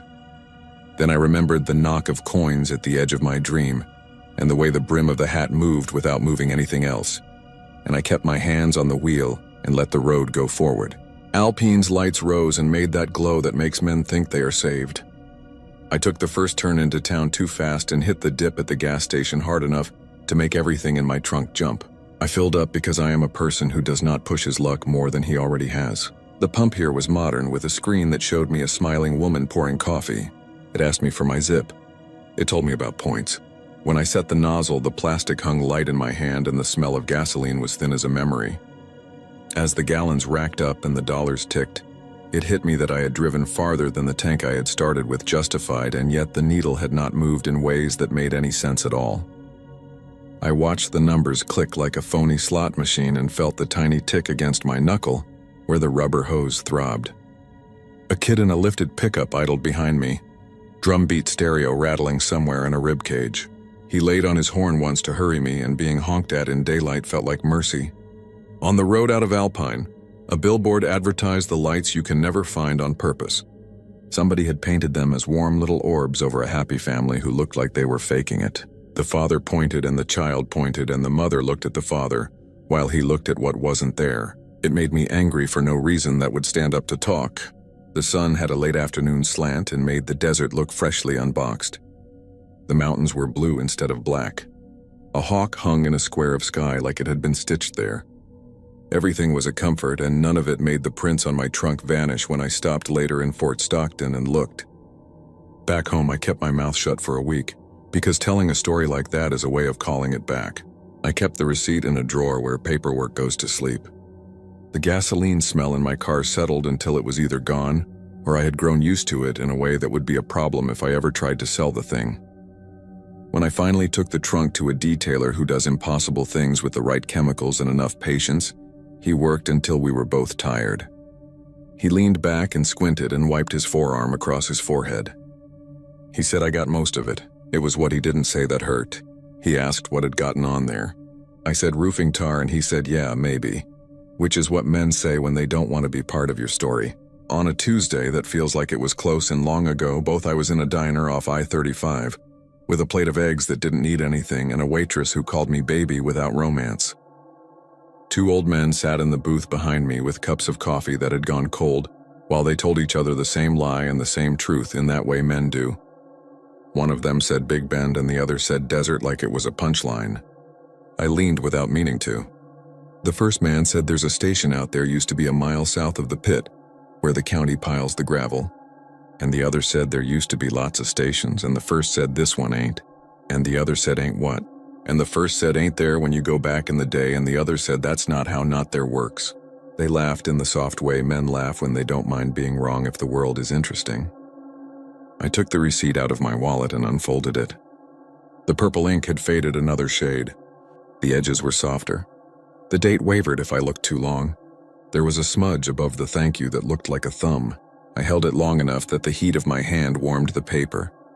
When the waitress set the check down, she glanced at the slip and then away the way you look at a scar, and then let the second look happen, because looking is sometimes a kind of mercy. She said my grandfather had a station like that once out toward Presidio. Burned down, they said. Lightning. She touched the corner of the paper with a fingernail and then looked up at me and said, "Lightning doesn't do that." And then she shook her head at herself for saying it and walked away, smiling a small no to the air. Sometimes at night I am back on that road even when I am not. It comes in the sound the tires make on a bridge seam. It comes when the radio goes dead between towns. It comes when I am crossing a Walmart parking lot and the honey locust leaves make that insect whisper over the hood of my car. I see the boy counting. I hear the coins. I smell the gasoline that is more like a memory of a meal someone else ate. When I dream, I am in the glass office behind the counter, writing numbers in a green ledger while the moths batter their soft heads against the light, and a pump whispers a slow hymn, and a young man from Austin comes in at the end of everything, and I look at his hands and touch coins to his palm and say, the sentence I wish somebody had told me. And then I wake because I realize nobody ever did, and I said it anyway. I have not been back down 1 and 18 at night. I am not a superstitious man. I don't avoid ladders. I walk under the ash trees when blackbirds are throwing themselves around like drunk thoughts. I put both feet on the scale at the doctor. I can hold my breath underwater longer than some men because I want to know how far I can push against something I cannot argue with. Still, when the sun is falling behind the sleeping whales and the ocotillo are making black stitches against it, and the wind goes out of the world for half a breath, I hear a radio voice that is not a radio, and it says the thing that finally makes the night stop leaning in. Don't stop on the road tonight. Sometimes I don't. Sometimes I pull into a lot somewhere anyway because I am human and the body has demands and mercy. And when I do, I keep the engine running and both hands on the wheel, and I count coins in my head until whatever wants me to open the door gets tired and moves on. When the car idles, it counts with me. The numbers roll in a way that feels like pen and paper and a thumb you trust. Every once in a while, I wake from a dream of light and dessert and a boy's eyes older than mine and go to the drawer and take out the slip and find a new thumbprint on it that wasn't there before or was, and I didn't yet know what it meant. If you go that way and you find him, do what he says. Pay him with whatever you have that is honest. Take what he gives you even if it feels like too much. When the dark opens its mouth and shows you the small white teeth of triangles in the road, and a face smooth as a fresh coin holds up a hand that is almost hello, stay on the blacktop. The desert is patient. It will wait 100 more of you. The ones who made it, the ones whose names are still set over eggs at places where the coffee is strong, all tell the same small story inside their large ones. The last gas in Big Bend is not always there. It shows when it wants to. It will sell you what you need. It will warn you if it can. If you look back, there will be nothing but scrub and sky, the road and whatever stayed under it when the first men poured tar and called it safe. On clear days, I flatter myself and say I did something brave in that stretch. On honest nights, I know I did only what a man can when another man with a ledger and a hat who has learned something too late presses change into his hand and tells him the truth in a sentence short enough to carry without thinking. I drove on. That was all. The handprints on the trunk faded to the ghost of a suggestion after enough washes and enough sun. But if you hold the light just right at dusk, you can still see them lifting, pressing, lifting, the way hope and warning look the same from certain angles. If my car sits long enough under a tree in a quiet town, sometimes I hear coins count themselves without moving at all. When that happens, I say thank you to nobody you can see and start the engine and go, because the road may take you if you stop, but it only gives you back what it can if you move.